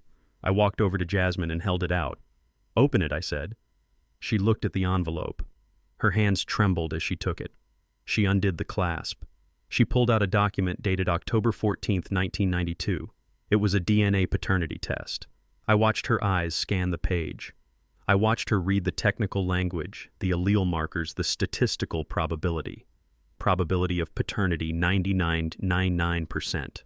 She looked up at me. She gasped, a sound of pure relief and sudden confusion. "You took a test," she said, "when I was a baby." I nodded. I sat down on the edge of the bed. "I knew your mother long before you did, Jasmine," I said. I knew she had a wandering eye. I knew she valued status over loyalty. When she got pregnant, she told me the same thing she told you today. She told me I might not be the father. She used it as a weapon even then. She wanted leverage. I pointed to the paper. I am an engineer. I do not build on uncertain ground. I took the test. I proved the biology. You are my daughter. You are a Jefferson. You have my blood, my bone structure, and my stubbornness. Jasmine clutched the paper to her chest. She closed her eyes. "Why did she lie?" she whispered. "Why would she say that to me?" "Because she is drowning," I said, "and she needs a raft. She thought if she could cut the cord between us, you would drift back to her. She thought if she could make you doubt my love, you would pay her legal fees." Jasmine sank into the chair. She looked exhausted. She looked like a woman who had survived a war only to find out the enemy was her own general. "She is evil," Jasmine said. "She is actually evil." "She is desperate," I corrected. "And desperate people do evil things. But we are not done with the truth tonight, Jasmine. Since we are opening old files, there is one more thing you need to see." I went back to the safe. This time I pulled out a modern manila folder. It was new. The label was printed in crisp black ink. "Hunter Davis, Investigation." I handed it to her. "What is this?" she asked. Her voice was dull. She thought she had reached the bottom of the well. She was wrong. "We have established who your father is," I said. "Now we need to talk about who your husband is." She opened the folder. The first thing she saw was a photograph. It was a picture taken from a distance, grainy but clear enough. It showed Hunter standing in the parking lot of a diner on the outskirts of the city. He was not wearing his fake business suits. He was wearing jeans and a t-shirt. He was holding a child, a little girl about 4 years old. She had curly hair and Hunter's nose. Jasmine stared at the photo. She flipped to the next one. Hunter kissing a woman in a waitress uniform. She was young, tired-looking, and very pregnant in one of the older photos. "Who is this?" Jasmine asked. Her voice was barely a whisper. "Her name is Cassidy," I said. "She works at the Bluebird Diner in Decatur. The little girl is named Bella. She turned 4 last month." Jasmine flipped through the pages. There were birth certificates. There were apartment leases. And then there were the bank statements. "Hunter has a daughter," Jasmine said. She looked up at me, her face completely void of color. "He has a child. We have been trying for 2 years. He told me we couldn't afford it yet. He told me he wasn't ready. He was already a father," I said. "Just not with you." She looked at the financial records. She saw the transfers. "These dates," she said. Her finger traced a line on the page. $500, $200, $300. Cash withdrawals. "Look at the source," I said. She looked. The money did not come from Hunter's non-existent job. It came from a joint savings account. The account marked House Fund. She threw the folder across the room. It hit the wall and scattered papers everywhere. Photos of Hunter playing dad with another family slid across the hotel carpet. "He stole my money," she screamed. She stood up, her fists clenched. "That was my overtime money. That was the money I made working nights while he was sleeping with my mother. He took my money to pay for his secret child. He did, I said. He used your labor to support his lies. He financed his infidelity with your sweat. Jasmine began to pace the room. She was hyperventilating. The betrayal was absolute. Her past with her mother was a lie. Her future with her husband was a lie. Her financial security was a lie. He has a kid, she kept repeating. He has a kid. And he slept with my mother. It is a pattern, Jasmine, I said. He uses people. He used Cassidy. He used you. He used Beatrice. He takes what he wants and he moves on. He is a parasite. She stopped pacing. She looked at me. The tears were gone. In their place was a cold, hard resolve that mirrored my own. Where is he? She asked. He is at the Motel 6 off the interstate, I said. I had him followed after he was discharged. He is sharing a room with his leg bandages and a bottle of cheap whiskey. I want a divorce, she said. I want him gone. I want him destroyed. I nodded. I picked up the phone. I will call Alistair, I said. We will add fraud and embezzlement to the list of charges. But Jasmine, you need to understand something. What she asked. The money is gone, I said. The savings account is empty. He drained it 3 days before the barbecue. He knew the walls were closing in. Jasmine looked at the scattered papers. She looked at the photo of the little girl who had been fed with her money. I do not care about the money, she said. I can make more money. I want my name back. I want my life back. Then let us get it, I said. I called Alistair. I told him to prepare the divorce papers. I told him to file a restraining order. And I told him to send a copy of the paternity test to Beatrice's lawyer with a note that simply said, "Nice try." Jasmine stayed in my room that night. She slept in the other bed. She did not sleep well. I heard her crying in the dark, but it was the crying of someone who is grieving a death, and that is what it was. The death of her marriage, the death of her relationship with her mother. But morning would come, and with it the final phase of the demolition. We had the truth. We had the evidence. And now we had the rage of a woman scorned. Hunter Davis thought he had hit rock bottom when he was glued to a car seat. He was about to find out that rock bottom has a basement. I lay awake listening to the city outside. I thought about the bridge models in my garage. Torsion, shear, compression. My family had been subjected to all of them. The weak elements had snapped, but the core structure, the bond between father and daughter that was made of steel. It had bent, but it had not broken. Tomorrow we would go to court. Tomorrow we would finish it. The courtroom smelled of lemon floor wax and stale anxiety. I sat at the defense table next to Alistair Thorne. My hands were folded on the table. My posture was upright. I wore my best charcoal suit and a tie that Jasmine had given me for Father's Day 3 years ago. Across the aisle, Hunter Davis sat in a wheelchair. His legs were elevated. He was wearing loose basketball shorts because regular pants were likely too painful against his skin grafts. He looked pale and sweaty, but his eyes were burning with a feverish greed. He needed this win. He needed $5 million to fix his life. His lawyer, a man named Mr. Gelson, who wore a suit that was too shiny for a civil court, stood up to deliver his opening statement. He paced in front of the jury box, gesturing wildly. He painted a picture of a sadistic madman, a jealous, vindictive husband who used his engineering knowledge to construct a torture device. Walter Jefferson is not a victim here, Gelson thundered, pointing an accusatory finger at me. He is a predator. He knew his wife was unhappy. He knew his son-in-law was vulnerable. And instead of seeking a divorce, instead of acting like a civilized human being, he concocted a trap worthy of a horror movie. He took a bottle of intimate lubricant, a product designed for comfort and pleasure, and he filled it with industrial epoxy. Gelson paused for effect. He walked over to the evidence table and picked up the biohazard bag containing the twisted sticky tube. He knew exactly what this chemical would do. He knew it generates heat. He knew it bonds skin to skin. He placed this weapon in his wife's car, knowing she would use it. He lay in wait in the darkness, watching, listening to their screams, and he did nothing until the damage was irreversible. This was not an accident. This was a calculated act of mutilation. He maimed my client. He ruined his life, and he should pay for every second of that agony. Hunter wiped a tear from his eye. It was a good performance. The jury looked at me with suspicion. I could see the disgust on their faces.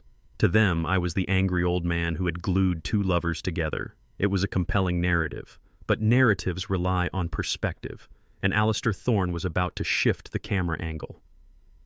Alistair stood up slowly. He did not pace. He did not shout. He adjusted his cufflinks and walked to the podium. He looked at the jury over the rim of his glasses.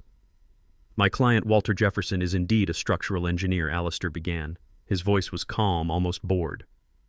He spent 40 years calculating load limits and stress fractures. He is a man of precision. He is also a man of hobbies. Since his retirement, Mr. Jefferson has spent his days building large-scale architectural models in his garage, bridges, skyscrapers, stadiums. Alistair walked to the defense table and picked up a small object. It was a photograph of my workspace. These models require specialized adhesives. You cannot use school glue to hold steel wire and aluminum sheeting. You need epoxy, specifically a 2-part resin that cures quickly and holds immense weight. Alistair turned to the judge. Your Honor, the plaintiff alleges that Mr. Jefferson planted this tube in his wife's car as a trap. We intend to prove that this is false. We intend to prove that the tube was not planted at all. It was stolen. Hunter sat up straighter in his wheelchair. He looked confused. Alistair signaled to the bailiff. We would like to enter Defense Exhibit A into the record. This is security footage from the camera installed inside Mr. Jefferson's garage. It is dated the afternoon of the incident, approximately 4 hours before the barbecue began. The screens in the courtroom flickered to life. The video was grainy but clear. It showed my workbench. It showed me standing there mixing a batch of epoxy. It showed me carefully filling an empty, cleaned-out tube with the mixture. I paused the video, Alistair said. Mr. Jefferson, why did you put the glue in that specific tube? I stood up. Because the nozzle allows for precision application, I said. The industrial canisters are too big and messy for fine model work.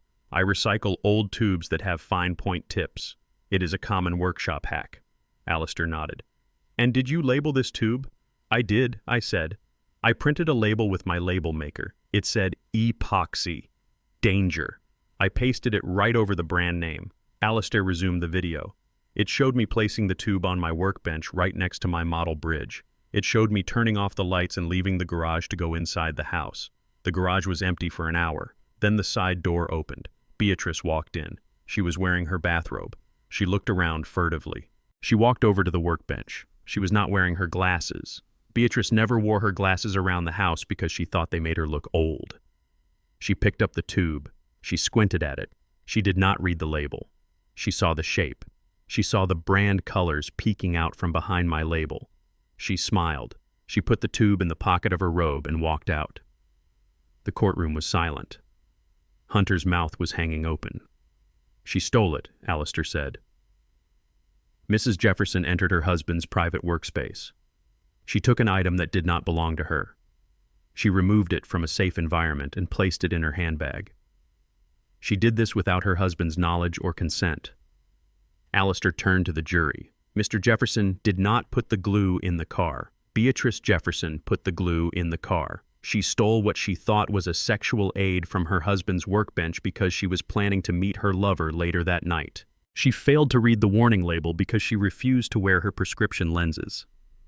He picked up the biohazard bag again. If you look closely at this tube, ladies and gentlemen, underneath the blood and the residue, you can still see the white adhesive label. It says epoxy. It says danger. Hunter's lawyer jumped up. Objection. The defendant knew she would take it. He left it there as bait. Alistair smiled.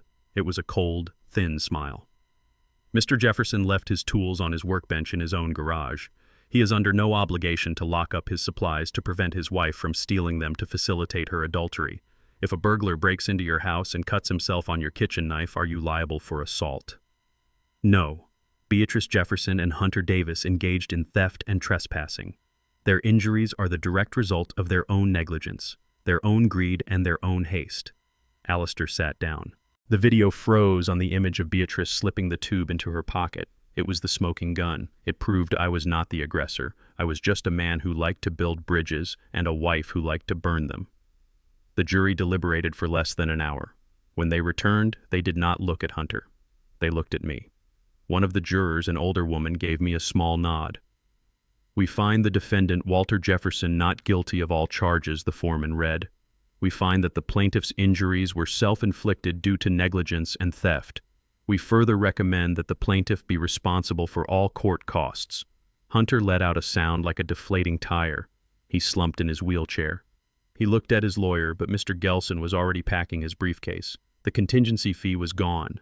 The payout was a fantasy. I stood up. I shook Alistair's hand. "Thank you, Alistair," I said. "Just doing my job, Walter," he replied.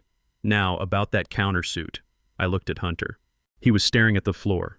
He was crying, not from physical pain, but from the realization that the well was truly dry. He had lost the lawsuit, he had lost the settlement, and now he was about to face the consequences of his own actions. I walked over to him. I stood there until he looked up. His eyes were red and full of hate. "You planned this," he whispered. "You knew she would take it. You knew she was a thief." I leaned in close. "I know my wife, Hunter," I said, "and I know you. I knew you would not check. I knew you would rush. You built your house on sand. Do not blame the tide when it washes away." I turned and walked out of the courtroom. The air outside was fresh and clean. The first phase of the legal war was over. I had defended my fortress. Now it was time to go on the offensive. I had a fraud case to file. I had a daughter to protect. And I had a model bridge waiting in my garage that needed one final coat of paint. The ink on the legal documents was black and permanent. It was the color of consequences. I sat in Alistair Thorne's office 2 days after the failed lawsuit against me. The table was covered in files. We were not there to celebrate the dismissal of Hunter's case. We were there to launch the counterattack. Alistair had been busy. His team of forensic accountants had spent the last week dissecting the financial cadaver that was Hunter Davis. They had found the rot. Hunter Davis did not just spend my money, he stole it. Alistair slid a document across the mahogany desk. It was a loan application for $50,000 from a predatory online lender. The date was 6 months ago. The applicant was Walter Jefferson. The signature was a clumsy forgery of my own hand. "He committed identity theft, Walter," Alistair said. "He used your social security number and a falsified power of attorney to secure the loan. He defaulted on the first payment. The interest has ballooned to $70,000. I looked at the signature. It was shaky. It lacked the precision I apply to everything I do. It was the mark of a desperate, sloppy man. "File the charges," I said. Alistair nodded. "We are filing for fraud, identity theft, and forgery. This is a felony, Walter. He is looking at 5 to 10 years in federal prison. But we are not stopping there." He opened another folder. This one was labeled Beatrice Jefferson. "Your wife attempted to circumvent the trust by claiming spousal support based on the standard of living you established. She wants alimony. She wants half of your pension. She wants the house. However, in the state of Georgia, adultery is a valid ground to deny alimony." Alistair tapped a stack of photos. They were stills from the security camera in my garage. Beatrice entering, Beatrice leaving, Beatrice and Hunter entering together, and the police report detailing the compromising position in which they were found. "It is called dissipation of marital assets," Alistair explained. "She spent community funds to facilitate an affair. She used your car. She used your gas. She used the resources of the marriage to destroy the marriage. We are filing for a fault-based divorce. We are asking the court to bar her from receiving any alimony. We are asking for legal fees. And we are enforcing the morality clause of the trust to evict her from any future claim on the estate." I signed the affidavits. My hand did not shake. I was signing away 40 years of history, but history is just data. And the data showed a catastrophic structural failure. "Beatrice is currently staying at a cheap motel on the outskirts of town," Alistair said. "She has been calling the office every hour. She says she has no clothes. She says she is in pain. She has the clothes I packed for her," I said. "As for the pain, that is a medical issue. I am an engineer. I solve mechanical problems." I stood up. I shook Alistair's hand. The legal machinery was in motion. The gears were grinding. Hunter and Beatrice were about to be crushed. But there was one piece of physical business left to attend to. Hunter was still living in the apartment I paid for. He was hiding there like a rat in a hole. It was time to flush him out. I left the office and drove to the police station. I met with Sheriff Miller. He was a man I knew from the Rotary Club, a good man who disliked thieves. I showed him the court order Alistair had obtained an hour ago. It was an immediate order of eviction based on the termination of the lease by the primary tenant. Jasmine had canceled the lease yesterday. She had paid the penalty fee with her own savings. She wanted her name off the door. She wanted the slate clean. Sheriff Miller looked at the paperwork. He looked at the fraud charges attached to the file. "This guy is a piece of work," Miller said. "Forging his father-in-law's signature while sleeping with his mother-in-law. That takes a special kind of stupid. He grabbed his hat. Let us go pay him a visit. We drove to the apartment complex in separate cars. It was raining, a cold gray drizzle that slicked the streets and turned the sky the color of a bruise. It was fitting weather for an eviction. We arrived at the complex. It was a trendy building with a glass facade, the kind of place people live when they want to pretend they are rich.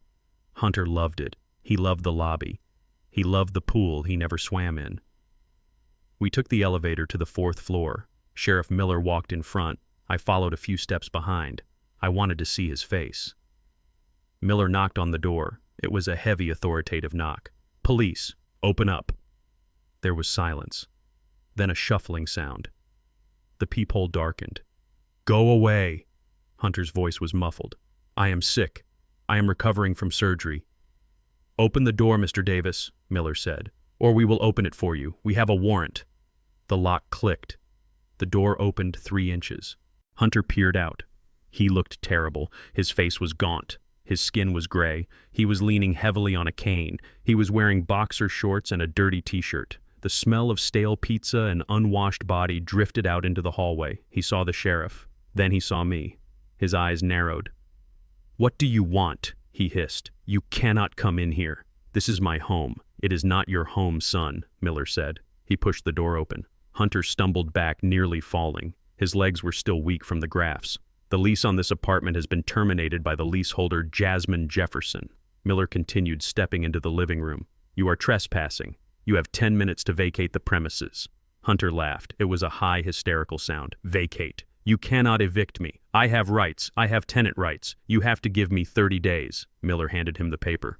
"Not when the lease is voluntarily terminated and the remaining occupant is not on the contract. You are a guest, Hunter, and the host has kicked you out. Also, I have a warrant for your arrest regarding the matter of $50,000 and a forged signature." Hunter froze. The paper shook in his hand. "Fraud," he whispered. "You signed my name, Hunter," I said from the doorway. I stepped inside. The apartment was a mess. Takeout boxes everywhere. Clothes on the floor. It was the den of a man who had given up on dignity. You thought I would not check my credit report. You thought I was too old to notice a $50,000 loan. I needed the money. Hunter shouted. I was going to pay it back. I had a deal coming through. You never had a deal, I said. You have not closed a sale in 3 years. You are a fraud, Hunter, in every sense of the word. Miller put a hand on his handcuffs. I am going to let you pack a bag because I am feeling generous. But you are leaving. Now. Hunter looked around the room. He looked at the flat-screen TV. He looked at the leather sofa. My stuff, he said. The furniture belongs to Jasmine, I said. I have the receipts. The electronics belong to Jasmine. I have the receipts. The only thing in this apartment that belongs to you is your clothes and your debt. Get moving, Miller said. Hunter scrambled. He grabbed a duffel bag from the closet. He threw in shirts, pants, underwear. He moved with a frantic, jerky energy, wincing every time he bent his legs. The skin grafts were tight. They were pulling. Good. He zipped the bag. He looked at me. Where am I supposed to go? He asked. I have no money. You froze my accounts. The county jail has a bed, Miller said.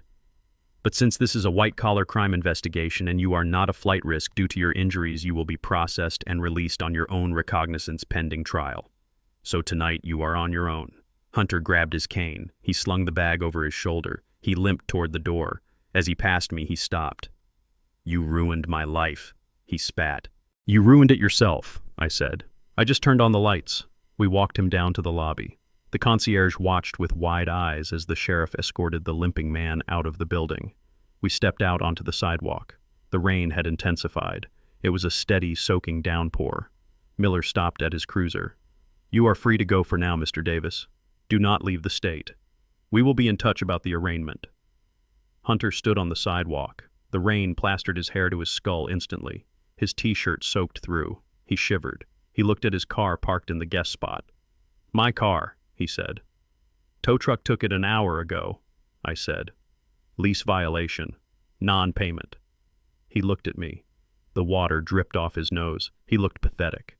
He looked small. He was a man who had built his entire identity on the appearance of success, and now the facade was washed away. I cannot walk far, he said. His voice was trembling. My legs, the scars, it hurts to walk. Then you should start crawling, I said. It seems to be your natural state. I turned my back on him. I got into my truck. I watched him in the rearview mirror. He stood there for a long time, the rain beating down on him, the duffel bag heavy on his shoulder.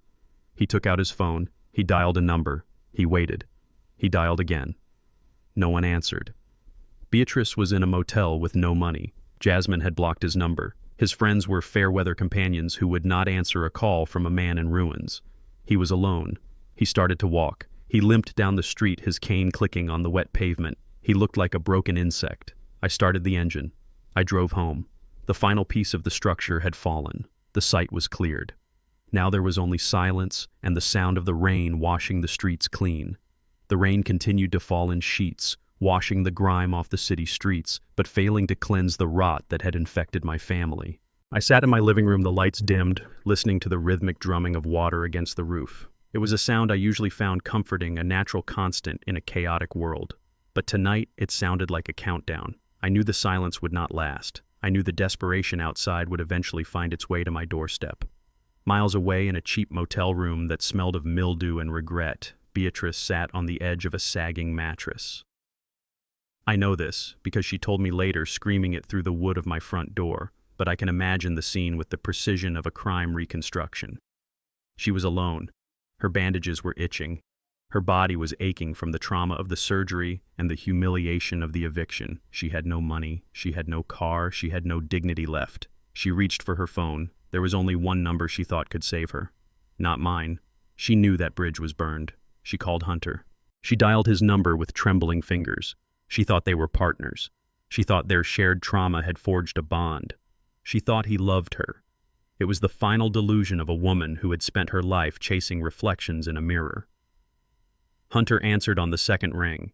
He was sitting under the awning of a bus stop, shivering in his wet clothes, his leg throbbing. Hunter. Beatrice sobbed. Thank God you answered. I am so scared. They kicked us out. Walter took the house. I have nowhere to go. You have to come get me. We have to figure this out. There was a pause on the line, then a sound that was pure venom. Come get you. Hunter laughed. It was a harsh, cracking sound. Why would I come get you? You are the reason I am here. We are in this together, Beatrice pleaded. We love each other. Love. Hunter spat the word out like a piece of gristle. Are you insane? Look in the mirror, Beatrice. You are an old woman. You are twice my age. You have nothing. The only reason I touched you was because I thought you controlled the money. I thought you were my ticket to the easy life. No, Beatrice whispered. That is not true. We had a connection. We had a transaction, Hunter roared. And the check bounced. You are disgusting. Do you know how hard it was to pretend to want you? Do you know how much I had to drink before I could stomach touching you? You are a lecherous, vain, stupid old woman. Beatrice gasped. The air left her lungs. You ruined my life, Hunter continued. His voice rose over the sound of the rain. I have lost my wife. I have lost my home. I have lost my reputation. And I have lost the skin off my legs because of you. Do not call me again. Do not look for me. If I see you on the street, I will spit on you. The line went dead. Beatrice stared at the phone. The screen went black. The last illusion had shattered. The young lover who made her feel beautiful, who made her feel relevant, had just confirmed her deepest, darkest insecurity. She was not desired. She was used. She was a means to an end, and the end had arrived. She sat in the dark motel room. The walls closed in on her. She had no husband. She had no lover. She had no daughter. She was completely, utterly alone. But survival instinct is a powerful force. It overrides shame. It overrides pride. Beatrice looked at her suitcase of old clothes. She looked at the empty room. She realized she had only one option left. She had to go back to the source. She had to go back to the man she had betrayed, the man she had called boring and cold. She had to go back to Walter. She used the last few dollars on her emergency credit card, a card I had not yet canceled because I had forgotten it existed, to call a cab. She gave the driver my address. She practiced her speech in the back seat. She would cry. She would beg. She would remind me of the good years. She would play the victim one last time. I saw the headlights sweep across the front window. I did not move from my chair. I waited. The knocking started a minute later. It was not the authoritative knock of the sheriff. It was a frantic, desperate pounding. Walter, Walter, please open the door. It is raining. I am hurt. Please, Walter. I stood up. I walked to the hallway closet. I took out a small suitcase. It was an old piece of luggage, one we had used on our honeymoon 40 years ago. I had packed it earlier that afternoon. I knew this moment was coming. I walked to the front door. I unlocked the deadbolt. I turned the handle. I opened the door. Beatrice stood on the porch. She was soaked. Her floral dress clung to her bandages. Her hair was plastered to her skull. She looked small. She looked like a drowned rat. When she saw me, her face crumpled. She reached out her hands. "Walter," she sobbed. "Oh, Walter, thank God. Please let me in. It is freezing out here." I blocked the doorway with my body. I did not step aside. "Walter, please," she said. "I have nowhere to go. Hunter left me. He said horrible things. He used me. Walter, you were right. He is a monster." I looked at her. I looked at the woman I had built a life with. I looked for a spark of the girl I had married, the girl who had laughed with me on the Ferris wheel at the county fair, the girl who had held my hand when we buried my parents. I found nothing. That girl was gone. She had been consumed by vanity and greed. The woman standing before me was a stranger who wore my wife's face. "I made a mistake," she cried. "I was foolish. I was weak. But 40 years, Walter. We have 40 years of history. You cannot just throw that away. You promised, for better or for worse." I looked at her hands. They were reaching for me, grasping at the air. "For better or for worse," I repeated. I remember that. I also remember the part about forsaking all others. "You forgot that part, Beatrice." "I am sorry," she wailed. "I will make it up to you. I will do anything. I will sign a post-nuptial. I will sleep in the guest room. Just let me in. Do not leave me out here. I am sick. I am injured." I reached down and picked up the suitcase. I held it out to her. "Here," I said. She looked at the suitcase. She recognized it. "What is this?" she asked. "It is your clothes," I said. "The old ones. The ones you wore before you started dressing for him. There is a winter coat in there. It will keep you warm." She stared at the bag. She did not take it. "I do not want clothes, Walter. I want to come home." "This is not your home," I said. "Not anymore. You sold your place in this home for a cheap thrill in the back of a car. You traded our legacy for a bottle of cologne and a lie." She fell to her knees. The movement must have been agonizing for her skin grafts, but she did not seem to care. She grabbed the hem of my pants. "Please," she begged. "I am begging you. Have mercy. Where will I go? What will I eat?" I pulled my leg away. I reached into my back pocket and pulled out a thick envelope. I dropped it on top of the suitcase. "Those are the divorce papers," I said. "They are already signed. Alistair prepared them this morning. You will find a check inside for $5,000. That is a gift. It is not alimony. It is not a settlement. It is charity. It is enough to get you a room and some food for a month. After that, you are on your own." "5,000, she whispered. "We have millions." The trust is for family," I said. "You are not family. You are a liability." I looked her in the eye. I wanted her to remember this moment. I wanted her to see that I was not angry. I was not shouting. I was simply executing a necessary structural correction. "You chose him, Beatrice," I said. "You chose the excitement. You chose the betrayal. You chose 5 minutes of pleasure over a lifetime of respect. You thought I was boring. You thought I was blind." I leaned down close to her face. "You forgot that I am an engineer," I whispered. "I know how to build things up, and I know exactly how to tear them down. This is the rubble, Beatrice. This is what is left." She looked at me with wide, terrified eyes. She saw the finality in my face. She saw the wall I had built, and she knew there was no door for her.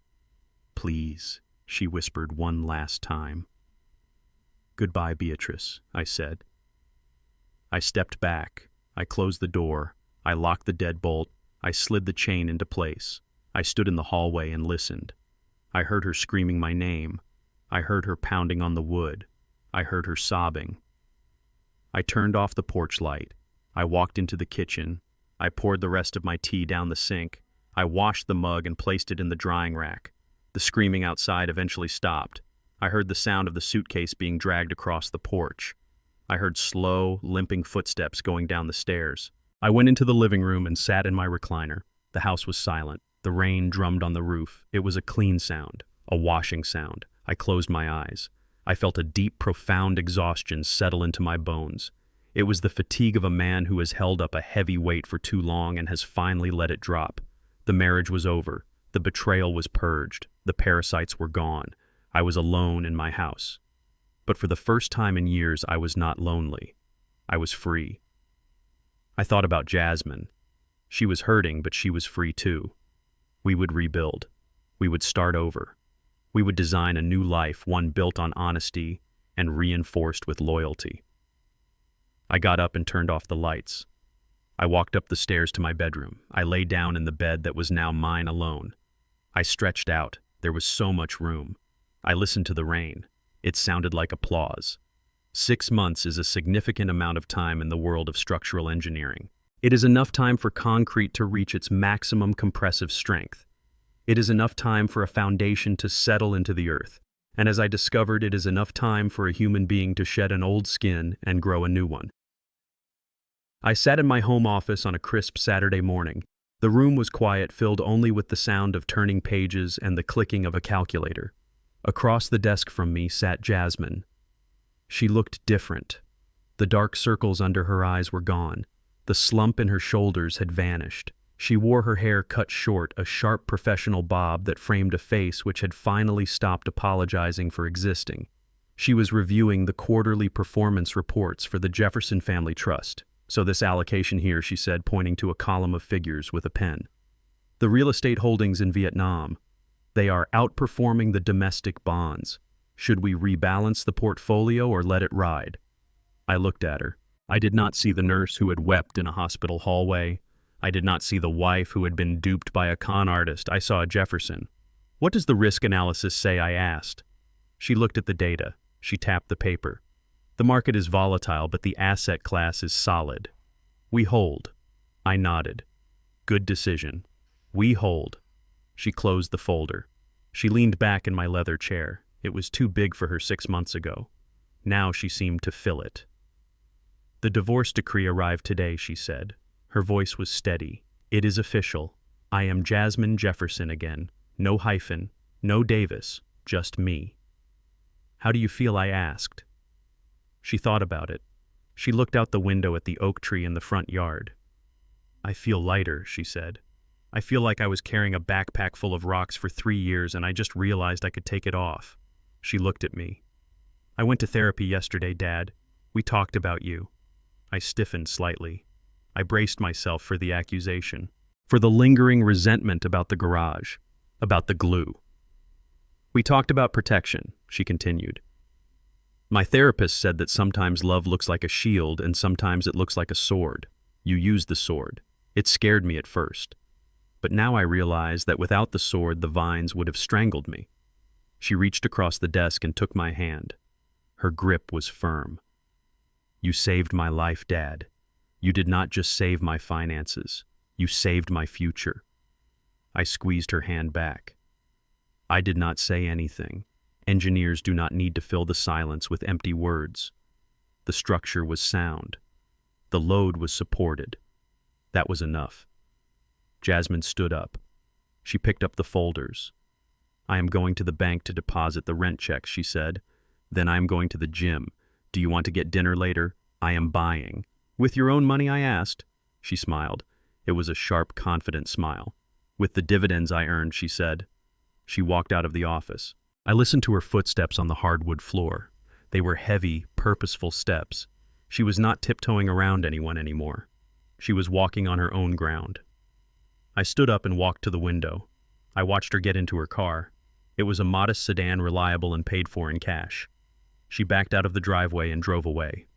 The demolition was complete. The debris had been cleared, and now the reconstruction was well underway. I left the office and walked through the kitchen, out the side door and into the garage. The space was different now. The smell of burnt epoxy and fear was gone, replaced by the familiar sense of sawdust, oil, and metal. The white Mercedes was gone. I had sold it for scrap metal. I did not want a penny from it. I just wanted it out of my sight. In its place stood my workbench, illuminated by the clean white light of the overhead lamps. And on the workbench sat my masterpiece. It was a 1/100 scale model of a suspension bridge. I had been working on it for 2 years, but in the last 6 months I had poured my soul into it. It was made of high-tensile steel wire and aluminum. Every cable was tensioned perfectly. Every rivet was placed with microscopic precision. It was a beautiful thing. It was elegant. It was strong. I ran my hand along the main span. The metal was cool to the touch. A bridge is a promise. That is what I used to tell my students. It is a promise that you can get from one side to the other safely. It is a promise that the abyss can be conquered. For years I thought my job was to build a shelter for my family. I thought if I built walls thick enough and a roof strong enough, they would be safe. But walls can become a prison, and roofs can hide the rot growing in the attic. I realize now that I should have been building a bridge out of the swamp, a bridge away from the mediocrity and the lies. I had forced Jasmine to cross that bridge. It had been a terrifying crossing. The winds were high and the drop was steep. She had to walk through fire and shame, but she had made it to the other side. I picked up a small paintbrush and a jar of gray enamel. There was a tiny scratch on one of the support towers. I carefully painted over it. Perfection is not about never being damaged. It is about how you repair the damage. I heard the garage door open. I turned around. It was not Jasmine. It was a delivery driver. He was holding a package. "Mr. Jefferson," he asked. I nodded. "Sign here, please." I signed the pad. He handed me the box and left. I looked at the return address. It was from the Department of Corrections. I opened the box. Inside was a watch. It was a fake Rolex. It was Hunter's watch. He must have listed me as his next of kin for his personal effects, a final pathetic attempt to maintain a connection. Hunter Davis was currently residing in a federal penitentiary in Florida. The fraud charges had stuck. The identity theft charges had stuck. And it turned out that forging a signature on a loan application is a federal crime. He had tried to charm the judge. He had tried to play the victim, but federal judges do not care about sob stories from men who glue themselves to their mothers-in-law. He was serving 8 years. He would be 43 when he got out. He would have nothing. No wife, no career, no hair, probably. I walked over to the trash can. I dropped the fake Rolex into the bin. It made a hollow clunk. I thought about Beatrice. My lawyers kept tabs on her. It was part of the settlement agreement to ensure she did not violate the restraining order. She was living in a subsidized apartment complex on the south side of the city. It was a small studio with thin walls and a view of a dumpster. She was working part-time as a greeter at a discount superstore. She spent her days standing on concrete floors saying hello to people who ignored her wearing a blue vest that was 3 sizes too big. She had called me once 3 months ago. I had answered just to hear her voice one last time. "Walter," she had said. Her voice was thin and reedy. "It is so cold here. The heater does not work." I suggested she buy a sweater. I said, "You have millions," she whispered. "You have millions and I am freezing." "You had millions too." "Beatrice," I said, "you had a home, you had a family. You traded it for a ride in a car." I hung up. I blocked the number. I looked at my bridge one last time. It was finished. It was perfect. I turned off the garage lights. I walked out into the driveway. The sun was setting, painting the sky in shades of bruised purple and angry orange. It was a beautiful evening. I walked to the porch and sat in my rocking chair. I opened the cooler I kept there and took out a cold beer. I cracked the tab. The sound was crisp and sharp. I took a long swallow. The beer was cold and bitter. It tasted like victory. I sat there and watched the streetlights flicker on. I watched the neighbors coming home from work. I watched the world turning indifferent to the dramas of little men and women. I looked at my hands. They were old hands, calloused, scarred, but they were steady. For 40 years, I believed that my purpose was to fix things. If something broke, I glued it back together. If a crack appeared, I filled it. I thought that holding things together was the highest form of love. I was wrong. I thought about the tube of epoxy. I thought about the chemical reaction. I thought about the heat. Some things cannot be fixed. Some things are not meant to be held together. Some bonds are toxic. I took another sip of beer.